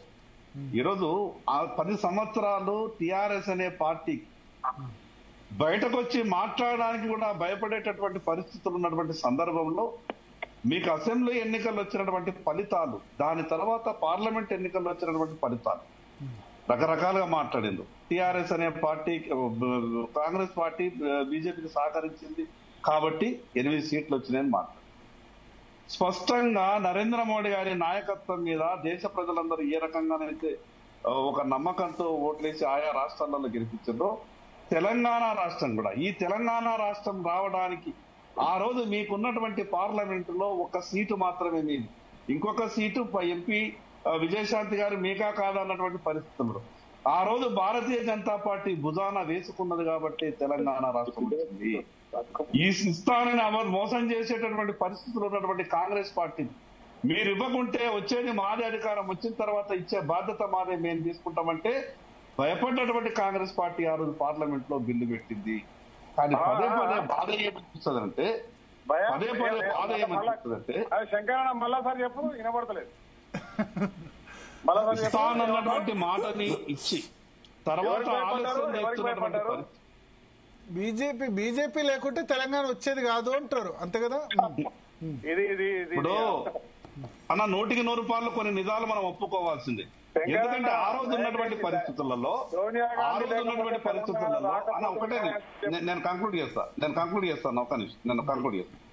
ఆ రోజు ఉన్నటువంటి పరిస్థితులలో తెలంగాణ రాష్ట్రం ఇస్తానని కాంగ్రెస్ ముందుకొచ్చినా కూడా ఆ కాంగ్రెస్ పార్టీ కూడా రాజకీయ ఇబ్బందులు చాలా వచ్చినాయి, కొన్ని వాస్తవాలు మాట్లాడాలి. అటువంటి సమయంలో కాంగ్రెస్ పార్టీ కూడా ఏం ఆలోచించింది, కాంగ్రెస్ పార్టీకి సంబంధించినటువంటి 20-30 మంది ఎంపీలు వ్యతిరేకించిన భారతీయ జనతా పార్టీ తెలంగాణ కొరకు సంపూర్ణ మద్దతు ఇస్తుంది, ముందుకొచ్చింది. కాబట్టి ఎవరేం వ్యతిరేకించినా పట్టించుకునే పరిస్థితి లేదు అనే విధంగా కొంత ధైర్యం ఇచ్చింది. ఇప్పుడు 2 విషయాలు నిజాలు మనం ఎప్పుడు కూడా మనం చర్చించుకోవాలి. మనస్ఫూర్తిగా భారతీయ జనతా పార్టీ ముందుకొచ్చింది కాబట్టి తెలంగాణ ఇవ్వడానికి చివరికి కాంగ్రెస్ ప్రయత్నం చేస్తే ముందుకొస్తే తెలంగాణ రావడానికి ఏ అడ్డంకులు కూడా. సరే, ఇప్పుడు అంటే తెలంగాణ రావడం మీద చర్చ, విలీనము పొత్తు బీజేపీ 10 సంవత్సరాలుగా అన్ని చాలా పార్టీలు ఇప్పుడు జేడీఎస్ తో పొత్తు పెట్టుకుంది అక్కడ కుమారస్వామి, చంద్రబాబు నాయుడు సంబంధించి కూడా అంతే, చంద్రబాబు నాయుడుతో జగన్ తో. ఇప్పుడు నేను అన్నది అటల్జీ ఆయనలో బీజేపీ వేరు, ఇప్పుడు బీజేపీ వేరు అంటున్నా. కరెక్ట్. ఒక విషయం అండి, రాజకీయ పార్టీల విధానం అయితే అది ఏ పార్టీ అయినా ఏ రాష్ట్రమైనా చాలా మార్పు. గతంలో తెలుసుకోవడానికి పార్టీ కార్యకర్తల మీద ఆధారపడి సమాచారం సేకరించే పరిస్థితి. ఈ రోజు అంతా కూడా అవుట్ సోర్సింగ్ ఏజెన్సీని పెట్టుకునేటటువంటి పరిస్థితి. మీకు ఎవరు శత్రు? మీకు రాష్ట్రంలో ఎవరు శత్రు, కాంగ్రెసా బీఆర్ఎస్? మాకిద్దరు శత్రువులే. ఇద్దరు ఉండదు కదా, ఎవరు? ఇద్దరు విధానాలు మాకు నచ్చాయి, మాకిద్దరు విధానాలు నచ్చాయి. ఇప్పుడు 10 ఏళ్లు ఈ రాష్ట్రాన్ని పరిపాలించినటువంటి టిఆర్ఎస్ పార్టీ రాష్ట్రాన్ని దివాలా తీయించింది, లక్షల కోట్ల అప్పు మిగిల్చింది. ఏమన్నా వాళ్ళు బాగు చేస్తారేమో, వీళ్ళకి అవకాశం ఇస్తారు, కాంగ్రెస్ పార్టీని నమ్మి అధికారం ఇస్తే వాళ్ళు 10 ఏళ్లు చేసినటువంటి అప్పుని వీళ్ళు దాదాపు వాళ్ళు ఈ 5 సంవత్సరాలలో అంతకన్నా రెండింతలు చేస్తారని అనుమానం వస్తా ఉంది. 2 రాజకీయ పార్టీలు తెలంగాణలో ప్రభుత్వం ఉన్నారు, మీరు ఏం చేస్తున్నారు? ఈ రాష్ట్రానికి నిధులు కావాలని అడగచ్చు కదా శంకరన్న. ఈ రాష్ట్రం నడుస్తున్నది కేంద్రం ఇస్తున్నటువంటి 8 మంది ఇలా ఎమ్మెల్యేలను ఎంపీలను గెలిపించింది, 2 మంత్రులు ఉన్నారు. ఇలా ప్రధానమంత్రి గారి దగ్గర కూర్చొని తెలంగాణ కష్టాలు ఉన్నది, మాకు అభివృద్ధికి డబ్బులు కావాలని అడగచ్చు కదా, నిధులు కావాలి. ఈ రాష్ట్రంలో నడిచే అభివృద్ధి కార్యక్రమాలు కేంద్ర ప్రభుత్వం ఇప్పుడు అప్పు చేస్తున్న శంకరన్న, మీరు గట్టిగా అడగచ్చు కదా, ఏ రోజైనా పోయి అడిగిరా? ఇలా బీసీ బిల్లు పెట్టమని ఇలా దేశంలో ప్రభుత్వంలో మనం ఉన్నది, మీరు బీసీ ప్రధానమంత్రి ఇలా బిల్లు పెట్టండి అని గట్టిగా పార్లమెంట్ లో దాన్ని ఓపెన్ గా గట్టిగా చెప్పి పెడతామని చెప్పొచ్చు కదా. నేను ఒక్క మాట చెప్తాను. ముస్లింలకు 10% దాంట్లోకి 42% కేవలం బీసీలకు మాత్రమే. ముస్లింలకు మేము 10% దాంట్లోకి వెళ్ళి ఇవ్వము. ఈ ఇచ్చే 42% మొత్తం బీసీలకని మీ పార్టీ ప్రభుత్వాన్ని ముఖ్యమంత్రి సోనియా గాంధీ లేకపోతే తెలంగాణ రాకపోయేది. బీజేపీ పార్టీలో ఓన్లీ 1% సుష్మా స్వరాజ్ గారు సపోర్ట్ చేసారు, వేరే వాళ్ళు సుష్మా స్వరాజ్ గారు పార్టీ కదా. పార్టీలో సగం కాదు 80% మంది వ్యతిరేకం ఉండే, ఒక్క సుష్మా స్వరాజ్ తప్ప. ఇది నిజమన్నా. ఆమె ప్రతిపక్ష నాయకురాలు. ఇప్పుడు ఒకటి రాజ్ ఠాకూర్ గారు ఒకటి అడుగుతా. ఇప్పుడు బీఆర్ఎస్ గతంలో యూపీఏలోంచి బయటకు వచ్చిందే. రాహుల్ గాంధీని తిట్టినప్పుడు, అస్సాం సీఎం హిమంత బిశ్వా శర్మ తిట్టినప్పుడు కేసీఆర్ సపోర్ట్ చేశారు. ఇప్పుడు మీకు ఎవరు ప్రథమ శత్రువు, బీజేపీ బీఆర్ఎస్? జాతీయ స్థాయి పరంగా ఈ రాష్ట్రాల్లో వస్తే బీఆర్ఎస్, దేశంలో వస్తే బీజేపీ. బీజేపీని ఖచ్చితంగా గద్దెదించడమే మా లక్ష్యం. వారు ఇంకా ఈ 3 టర్మ్ గా వారు చేస్తున్నారు. ఆయన అంటున్నాడు ఈ రాష్ట్రంలో అప్పులైనాయని. అడిగే ఈ నాయకులను అడుగుతున్నా మా శంకరన్నని. భారతదేశాన్ని అమ్మేస్తున్నాడు మోడీ, భారతదేశాన్ని ప్రైవేట్ పరం చేస్తున్నాడు మోడీ. భారతదేశంలో రైతులను మొత్తం అనగదొక్కుతున్నారు మోడీ. ప్రపంచమంతా లేకుండా చేస్తున్నాడు మోడీ. ఇవాళ ట్రంప్ కను సైగల్లో నడుస్తుంది ఈ దేశం. రాజన్న, ట్రంప్ అనే వ్యక్తి మోడీ గారి పేరు మీద ఈ రోజు అమెరికాకు అధ్యక్షుడైన ప్రపంచంలో మొదటిసారి భారతదేశ ప్రధానమంత్రి మాటలతోని నేను ప్రెసిడెంట్ అయ్యే అవకాశం వినపడతలేదు. దయచేసి క్లారిటీగా వినపడతలేదు, నాకు వినపడుతుందో లేదో కానీ నేను ట్రావెల్ ఉన్నా. నరేంద్ర మోడీ గారి నాయకత్వాన్ని ఈ రోజు ప్రపంచమంతా సమర్థిస్తున్నా అన్న. భారతదేశం ప్రపంచానికి నాయకత్వం వహించే రోజులు వస్తున్నాయని ప్రపంచమంతా మాట్లాడితే మనం నరేంద్ర మోడీ గారు ఏదో నష్టం చేస్తున్నామని మాట్లాడితే తప్పవుతుందన్నా. సుమన్ గారు ఉన్నారు, సోదరుడు, తర్వాత దిలీప్ అన్న ఉన్నాడు, శంకరన్న చాలా చక్కగా మాట్లాడుతూ బాగా మేధావి, పొలిటికల్ తెలంగాణ ఉద్యమంలో ఉన్నోనివి, అందరితో సంబంధాలు ఉన్నోనివి. నిజం చెప్పు దయచేసి. నిజం చెప్తున్నా. ఇప్పుడు నేను నిజం చెప్పాలి. రాజ్ ఠాకూర్ గారు ఇప్పుడు సీఎం రమేష్ ప్రెస్ మీట్ పెట్టడం వెనుక రేవంత్ రెడ్డి, చంద్రబాబు హస్తం ఉందని బాలకృష్ణ గారు అంటారు, లేదా? హలో వినబడుతుందా రాజ్ ఠాకూర్ గారు? నేను చెప్పేది. హలో రాజ్ ఠాకూర్ గారు వినబడుతుందా? మీది డిస్టర్బెన్స్ వస్తుంది దయచేసి. ఇప్పుడు వినబడుతుందా? వినబడతలేదు నాకు. ఎవరు మాట్లాడి వినబడుతుంది? ఒక్కసారి పీసీఆర్ కట్ చేసి మళ్ళీ కాల్ చేయండి రాజ్ ఠాకూర్ గారికి. రాజ్ ఠాకూర్ గారు ఇప్పుడు వినబడుతుందా? అన్నా వినబడుతుందా ఇప్పుడు? ఒక నిమిషం మళ్ళీ కట్ చేసి కాల్ చేయండి పీసీఆర్.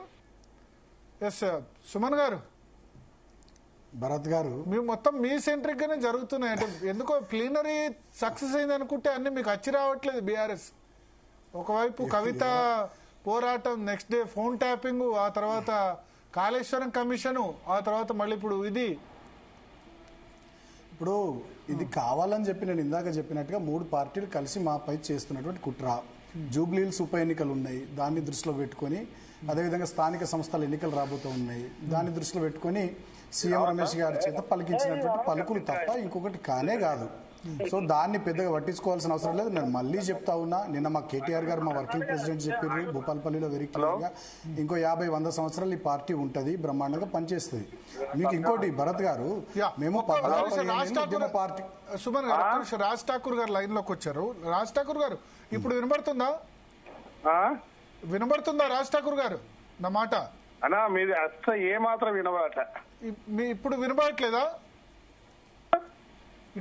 ఇప్పుడు వాయిస్ క్లియర్ గా లేదా? హలో రాజ్ ఠాకూర్ గారు వాయిస్ క్లియర్ గా లేదా? ఏమంటారు? వాయిస్ క్లియర్ గా లేకపోతే మీరు జూమ్ లో జాయిన్ అవుతారా? జూమ్ లో జాయిన్ కంటే జూమ్ లింక్ పంపించండి రాజ్ ఠాకూర్ గారు. అస్సలు వినబడట్లేదు, నేను లైన్ లో ఉన్నా. ఫోన్ లైన్ లో ఉన్నారు కదా, అస్సలు వినబడతలేదా? అసలు వినబడట్లేదు, నేను లైన్ లో ఉన్నా. యా, ఒకటి ఇప్పుడు బాల్క సుమన్ గారు ఏమన్నారంటే సీఎం రమేష్ ప్రెస్ మీట్ వెనుక చంద్రబాబు రేవంత్ రెడ్డి హస్తం ఉంది అని అంటున్నారు. ఆయన బాల్క సుమన్ గారు సీఎం రమేష్ ప్రెస్ మీట్ వెనుక చంద్రబాబు నాయుడు హస్తం ఉంది, రేవంత్ రెడ్డి హస్తం ఉంది అని అంటున్నారు. వాళ్ళిద్దరు కలిసి ప్రెస్ మీట్ పెట్టించారు అంటున్నారు. దేంట్లో హస్తం ఉంది? సీఎం రమేష్ ప్రెస్ మీట్ పెట్టడం వెనుక. సీఎం రమేష్ ప్రెస్ మీట్ మాకు సంబంధం లేదు. ఆయన ఇప్పుడు 2 సార్లు ఎంపీ ఉన్నట్టున్నాడు, ఇప్పుడు కూడా ఎంపీ కదా, మూడోసారి ఇది మూడోసారి. ఆయనకు రేవంత్ రెడ్డి చెప్పాలా, రేవంత్ రెడ్డి చెప్పి ప్రెస్ మీట్ పెట్టించే స్థాయి మాకేం అవసరం? రేవంత్ రెడ్డి గారికి ఏం అవసరం? ఫస్ట్ ఆఫ్ ఆల్ మిత్రులు అంటున్నారు బాల్క సుమన్ గారు, ఎందుకు వాళ్ళిద్దరు మిత్రులు. బాల్క సుమన్ గారు కూడా బాగా దగ్గర మిత్రుడు, అది చెప్పండి ఆయన కానీ గుర్తు చేయండి. ఆడుంటే వింటున్నా. బాల్క సుమన్ గారికి రాష్ట్రంలో కేటీఆర్ కి ఎంతమంది దగ్గర మిత్రులు ఉన్నారో ఆయనకి అంత దగ్గర మిత్రులు ఉన్నారు. ఆయన కూడా కేసీఆర్ కొడుకు మాదిరే ఉన్నాడు కదా.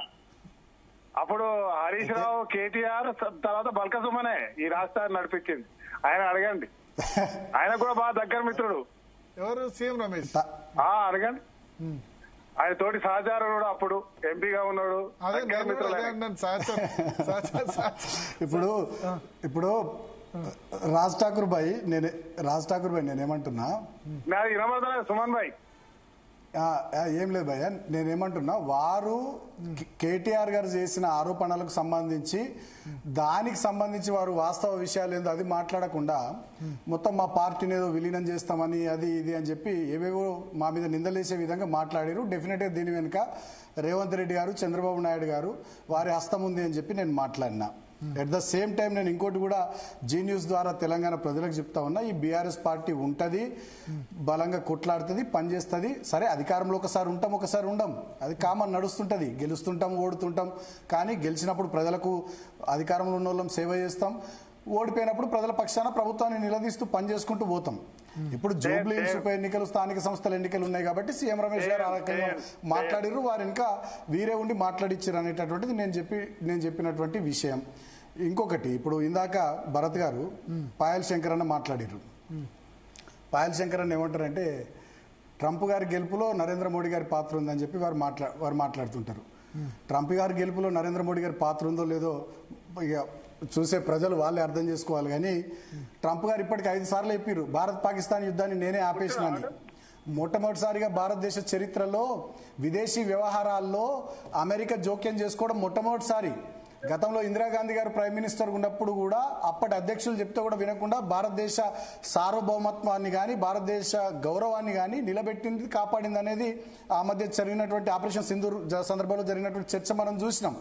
మరి నరేంద్ర మోడీ గారు ప్రపంచం మెచ్చిన నాయకుడే అయితే ట్రంప్ గారు చెప్తే ఎందుకు వింటున్నాడు? భారత్ పాకిస్తాన్ విషయంలో నెంబర్ 1. నెంబర్ 2, అప్పులని ఇందాక శంకరన్న మాట్లాడిండు. తెలంగాణ రాష్ట్రం మీద అప్పుల పాలు చేసినామని. మన పక్కనే ఉంటుంది మహారాష్ట్ర చేసిన అప్పులతో మనం పోలిస్తే మనం చేసిన అప్పులు చాలా తక్కువ. రాష్ట్రాల యొక్క జిఎస్డిపితో రాష్ట్రంలో యొక్క అప్పుల నిష్పత్తిని పోల్చి చూస్తే మొత్తం 28 రాష్ట్రాల్లో కింది నుంచి 5వ స్థానంలో తెలంగాణ ఉంది. మా హరీష్ రావు గారు, కేటీఆర్ గారు అసెంబ్లీ వేదికగా కూడా ఆ వివరాలను చెప్పినారు. అయినప్పటికీ మళ్ళీ మీరు అదే పదే ఏదో మేము అప్పుల పాలు చేసినామని మాట్లాడడం కరెక్ట్ కాదు. అసలు నరేంద్ర మోడీ గారి కంటే ముందు మొత్తం దేశ ప్రధానమంత్రులు ఎంత అప్పు చేసిరో ఒక్క నరేంద్ర మోడీ గారి 11 సంవత్సరాలు అంత అప్పు చేశారు. అప్పు వేరే. ఒకటి సీఎం రమేష్ ఇంకొక ఆరోపణ చేశారు ఏంటంటే నేను లేకపోతే అసలు కేటీఆర్ ఎమ్మెల్యేనే కాకుండా 2009లో అని అన్నారు. అది శుద్ధ అబద్ధం అండి. 2009లో నేను ఒక మండల్ ఇన్ఛార్జ్ సిరిసిల్లాలో, నేను గంభీరావుపేట మండల్ ఇన్ఛార్జ్. ఆనాడు సీఎం రమేష్ చేసింది ఏం లేదు, మేమంతా వివర్ వెరీ క్లోజ్ కదా కేటీఆర్ గారితో. నా మాట ఆయన ఏందండి బయట పెట్టేది నాకు అర్థం కాదు. ఆయన స్థాయి ఏంది, ఆయన స్థానం ఏంది ఆ రోజు తెలుగుదేశంలో మాకు తెలియదా అండి? మేము కేటీఆర్ గారికి నేను మొదటి నుంచి 2006 నుంచి క్లోజ్, మీకు తెలుసు. పార్టీ అధినాయకత్వానికి క్లోజ్, సీనియర్ నాయకులందరూ కూడా నేను క్లోజ్. అప్పుడు జరిగినటువంటి వ్యవహారాలు దిలీప్ గారికి కూడా తెలుసు. అప్పుడు మా కూటమి పొత్తులు చర్చలు జరిగినటువంటి సందర్భంలో ఆ నాటి టీఆర్ఎస్ పార్టీకి ఎన్ని టికెట్లు ఇవ్వాలి, కమ్యూనిస్ట్ పార్టీలకు ఎన్ని టికెట్లు ఇవ్వాలి, టీడీపీ ఎన్ని తీసుకోవాలనేది బాజాబ్తాగా వచ్చినటువంటి నిర్ణయాలు. దాంట్లో సీఎం రమేష్ చేసిందేముంది, ఇంకోటి చేసింది. ఒకటి అప్పుడు చెన్నాడి సుధాకర్ రావుకు టీడీపీ బీఫామ్ ఇస్తే ఈయన విత్డ్రా చేయించాడు అంటున్నారు. అది ఇప్పుడు ఆనాడు టీఆర్ఎస్ పార్టీ అభ్యర్థుల మీద ఎక్కడెక్కడనైతే మాకు కేటాయించిన సీట్లలో ఎవరెవరైతే రెబల్స్ గా వేసినారో వాళ్ళంతా విత్డ్రా చేసుకున్నారు. దాంట్లో భాగంగా సిరిసిల్లలో కూడా సుధాకర్ రావు గారు విత్డ్రా చేసుకున్నారు. వారు విత్డ్రా చేసుకున్న రోజు నేను వారితో పాటే ఉన్నాను సిరిసిల్ల ఆర్డీఓ ఆఫీస్ లో. నేను 2009 ఎలక్షన్స్ లో ఒక మండలం ఇన్ఛార్జ్, నేను భరత్ గారు గంభీరావుపేట మండలం ఇన్ఛార్జ్. నేను ఆ రోజు నేను నెల రోజుల పాటు 40 రోజుల పాటు నేను సిరిసిల్ల నియోజకవర్గంలో ఉన్నా. ఇన్ అండ్ అవుట్ నాకు తెలుసు. ఇక వీరు టికెట్ ఇప్పించినా, వీరు కేటీఆర్ గెలిపించిన ఈ ప్రగల్భాలు పలికితే రోజులు ఎప్పుడు ఒకటే తిరుగు ఉండయండి. ఇవాళ నువ్వు ఏదో ఎంపీవి అని చెప్పి నువ్వు ఎట్లా ఎంపీవి అయినావు? అంతకుముందు మీరు ఏం చేసిర్రు? మీరు చంద్రబాబు నాయుడు గారు, సుజనా చౌదరి గారిని, గరికపాటి మోహన్ రావు గారిని, సీఎం రమేష్ గారిని, టీజీ వెంకటేష్ గారిని ఎట్లా అక్కడ మొన్న అధికారం కోల్పోయిన తర్వాత భారతీయ జనతా పార్టీలోకి పంపించిర్రు. ఇక మేము మాట్లాడడం మొదలు పెడితే ఇక చాలా ఉంటుంది. బట్ నాకు అవి ఇష్టం లేదు. నేనేమంటున్నంటే సీఎం రమేష్ గారు చేసినటువంటి ఆరోపణలు పూర్తిగా అబద్ధం. అవి తప్పుడు వార్తలు, తప్పుడు ఆరోపణలు. వారి వెనుక ఉండి రేవంత్ రెడ్డి గారు, చంద్రబాబు నాయుడు గారు వీళ్ళు చేపించినటువంటి ఆరోపణలు. కారణం జూబ్లీహిల్స్ ఉప ఎన్నికలు వస్తున్నాయి, అదేవిధంగా స్థానిక సంస్థల ఎన్నికలు వస్తున్నాయి. బీఆర్ఎస్ బీజేపీ విలీనం అనే వార్తలు తెర మీదకి తీసుకురావడం ద్వారా జూబ్లీహిల్స్ లో మైనారిటీల ఓట్లని కాంగ్రెస్కి వేసుకోవాలనేది ఎత్తుగడ. కమ్మ సామాజిక వర్గాన్ని కేటీఆర్ గారు తిట్టిరని ఆరోపించడం ద్వారా కమ్మ సామాజిక వర్గం ఓట్లన్నీ కాంగ్రెస్కు రావాలనేది వారి ఎత్తుగడ. దానికోసం చేసినటువంటి చిన్న ట్రిక్ అది. నేనేమంటున్నా, ఇవాళ టెండరు మీకు పారదర్శకంగా వస్తే ఎన్ని కంపెనీలు పార్టిసిపేట్ చేసినాయి, ఎవరు L1, ఎవరు L2, ఎవరు L3,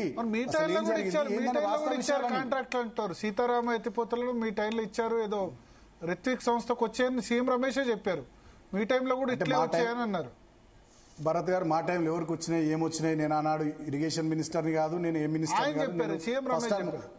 నేనేమంటున్నా నాకు తెలియదు. నేను first term MP, second term MLA, government whip. Party చెప్పిన పని, ప్రభుత్వంలో నా పని, నియోజకవర్గానికి నా సేవ, ఇంతవరకు నేను పరిమితం అయ్యేది. ఎవరికి ఏమొచ్చేది నాకు తెలియదు. కానీ కేటీఆర్ గారు ఇక్కడ కంచగచ్చబౌలి సబ్జెక్టు సందర్భంలో క్లియర్గా ఆరోపణ చేసినారు.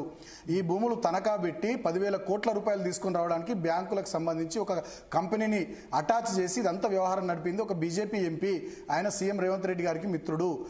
సందర్భం వచ్చినప్పుడు ఆయన పేరు బయట పెడతామని చెప్పారు.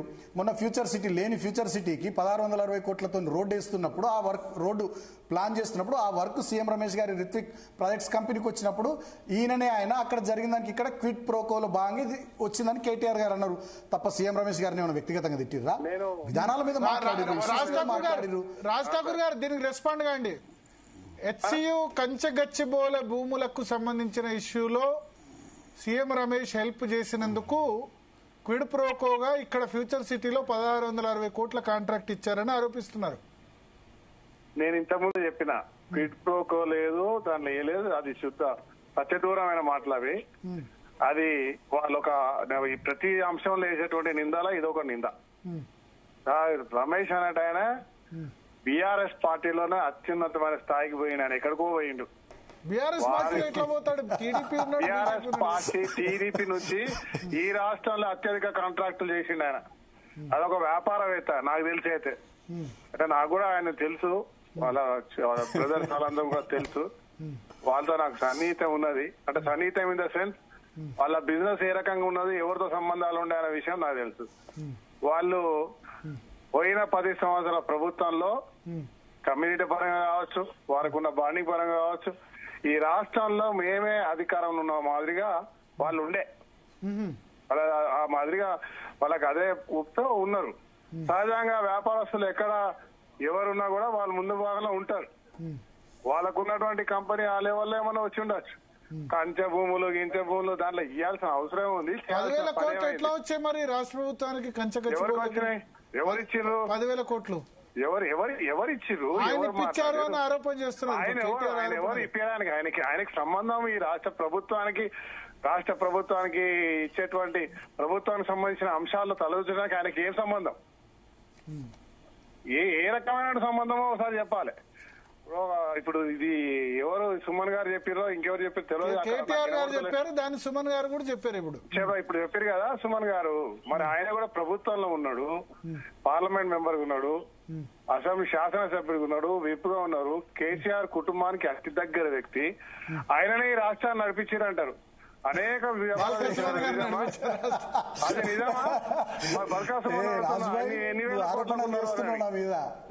అధికారంలో ఉన్నప్పుడు ఏదైనా మాట్లాడారు. రాష్ట్రాన్ని నడిపించలేదు కానీ చెన్నూరు అయితే మంచి డెవలప్ చేసుకున్నారు. రాష్ట్రాన్ని నడిపించారు. చెన్నూరు మా ఎంపీ కూడా ఉండే ఆయన, నాకు కూడా ఎంపీ ఉండే, నా పెద్దపల్లికి ఎంపీగా ఉండే ఆయన. నాకు బాగా విద్యార్థి దశ నుంచి తెలుసు, మంచి మిత్రులు. డెఫినెట్ గా is a good leader, no doubt. 10 సంవత్సరాల్లో బల్కాసుమన్ ఏం చేసిందన్న విషయం ఒకసారి చెప్పండి. నేను అడుగుతా ఉన్నా.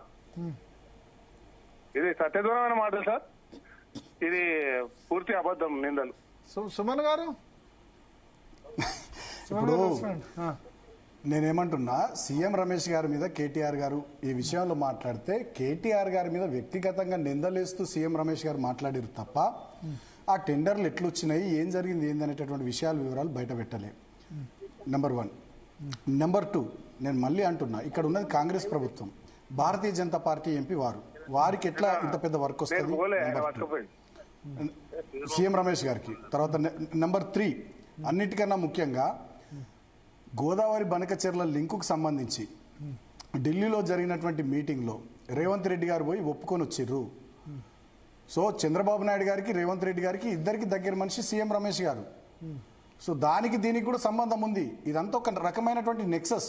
నేనేమంటున్నా, దీని విషయంలో ఇవాళ సీఎం రమేష్ గారి మీద కేటీఆర్ గారు మాట్లాడారు. నేను అడుగుతున్న సూటిగా, ఈ అంశంలో కంచెగచ్చబౌలి భూముల విషయంలో మేము ఇప్పటికే ఈడీకి కంప్లైంట్ చేసినాం, సెబీకి కంప్లైంట్ చేసినాం, ఇతరత్ర కేంద్ర ప్రభుత్వ దర్యాప్తు సంస్థలకు కంప్లైంట్ చేసినాం. మరి దాంట్లో విచారణ కోరమనండి సీఎం రమేష్ గారిని. వారు ఏ తప్పు చేయలేదు, ఎలాంటి నెక్సస్ లేదు రేవంత్ రెడ్డి గారి ప్రభుత్వంతో, వారు ఏం చేయలేరంటే దాని మీద విచారణ కోరమనండి.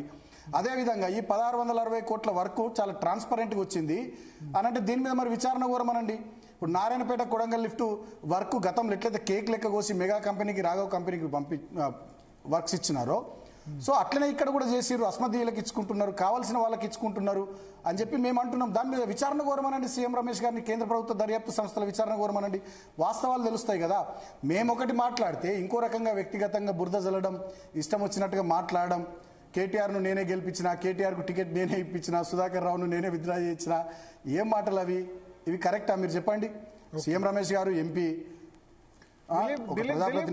సంవత్సరాల నుంచి దిలీప్ గారు చెప్పాలి. అప్పుడు దిలీప్ గారు బీఆర్ఎస్ లోనే ఉన్నారు, 2009 లో ఎమ్మెల్సీగా ఉన్నారు. సిరిసిల్ల టికెట్ భరత్ గారు మేము లేమా? గంభీరావుపేట ఇన్ఛార్జ్. బట్ మీరు ఇప్పుడు టికెట్ వచ్చిన తర్వాత కదా నేను పోయింది. అవునవును, అంటే టికెట్ వచ్చిన తర్వాత కదా నేను ఎలక్షన్ కి పోయింది. టికెట్ రాకముందు మేమంతా ఇక్కడ ఉన్నాం కదా. దిలీప్ గారు ప్రజారాజ్యంతో ఉన్నారు కదా, అందుకని ఉన్నారు, వారు కూడా ఉన్నారు. ఆనాడు ప్రజారాజ్యంతో పొత్తా, తెలుగుదేశంతో పొత్తా. 2009 లో సీఎం రమేష్ అనేవాడు టీడీపీ సైడ్ నుంచి, ఇటు సైడ్ నుంచి నేను, ఈటల రాజేందర్, హరీష్, కేటీఆర్ కలిసి నెగోషియేషన్ చేసిన మాట వాస్తవం. ఆ టైం లోపల అలాట్ అయినటువంటి సీఎం రమేష్ చంద్రబాబు తరపున మీడియేట్ చేశారు. ఆయన సీఎం రమేష్, ఖమ్మంపాటి రామ్మోహన్ రావు చేశారు. సీఎం రమేష్ అటు సైడ్ నుంచి, మేము ఇటు సైడ్ నుంచి నెగోషియేట్ చేసి అప్పుడు మహాకూటమి ఏర్పడింది. ఆ సందర్భంలో మరి కేటీఆర్ అనేవాడు యాక్చువల్లీ ఎంపీగా కాంటెస్ట్ చేద్దాం అనుకున్నాడు. ఎంపీగా కాంటెస్ట్ చేద్దాం అనుకుంటే అది సర్వేలో అది ఓడిపోతున్న సీట్ అని కరీంనగర్ తేలేదు. అందుకని ఆయన కేసీఆర్ అనేవాడు సిరిసిల్లకు మార్చాడు. ఆ సిరిసిల్ల మాస్టర్లో రమేష్ రోల్ ఉందని నేను అనుకోను. అక్కడ ఆయన గెలుచుకొచ్చాడు. 150 ఓట్లైనా సరే కేకే మహేందర్ రెడ్డి కాదని ఈయన గేయడం జరిగింది. నాకు తెలిసిన హిస్టరీ అయితే అదే. బట్ అందులో అటుపక్క టీడీపీ సీట్లలో ఆయన రోల్ ఉంది కానీ టీఆర్ఎస్ అలాట్మెంట్ లోపల సీఎం రమేష్ రోల్ ఉందని అయితే అనుకోను. ఓకే, సో ఆయన రోల్ ఏం లేదు దానిలో. అంటే వాళ్ళు ఆఫ్ ది రికార్డ్ అయిపోయిందంటే చెన్నాడి సుధాకర్ రావుకు బీఫామ్ కూడా ఇచ్చారు టీడీపీ, విత్డ్రా ఈయన చేయించారు గట్టిగా.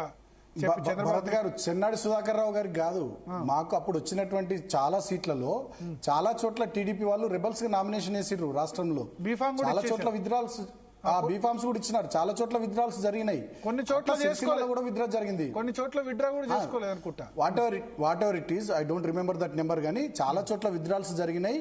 అట్లా సిరిసిల్ల కూడా విత్డ్రా జరిగింది. ఆ రోజు సిరిసిల్లలో చెన్నాడి సుధాకర్ రావు గారు లాస్ట్ ఒక 10 minutes ఉందనగా ఆర్డీఓ ఆఫీస్కి వచ్చి విత్డ్రా చేసుకున్నారు. ఆ రోజు మేమంతా ఉన్నాం.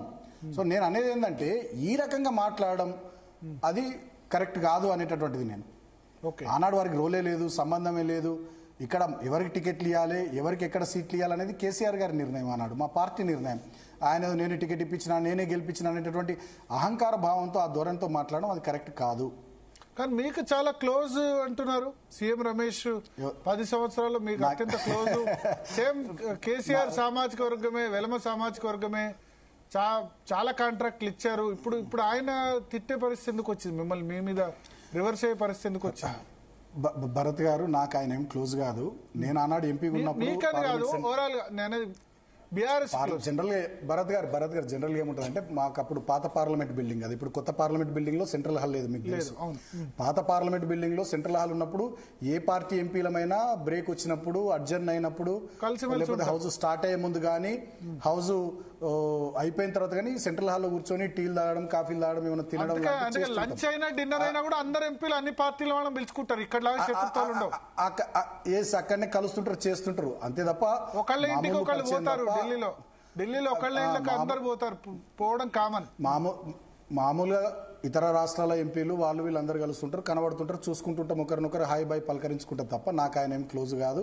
మా వాళ్ళకు కూడా పెద్ద క్లోజ్ అని నేనేం అనుకుంటలేను. ఒకటి. రెండవది, ఆనాడు ఎవరికి వర్క్లు వచ్చినాయి, ఏం వర్క్లు వచ్చినాయి, ఏంది అనేటటువంటి వివరాలన్నీ ఇప్పటి ప్రభుత్వాల దగ్గర ఉంటాయి, అంతే. దాంట్లో దాయడానికి ఇప్పుడు ఆయన సీసీ ఫుటేజ్ అని అంటారు. ఒక 4-5 నెలల క్రితం అప్పుడు కేటీఆర్ ఎందుకు సీఎం రమేష్ ఇంటికి వెళ్లారు? అది నాకు తెలియదు. 4-5 నెలల క్రితం నేను లేను. కానీ ఇంకొక విషయం చెప్తున్నా, కేటీఆర్ గారు ఆయన ఇంటికి పోయిన పోలేదో నాకు తెలియదు, కానీ ఒక్క విషయం మాత్రం స్పష్టం.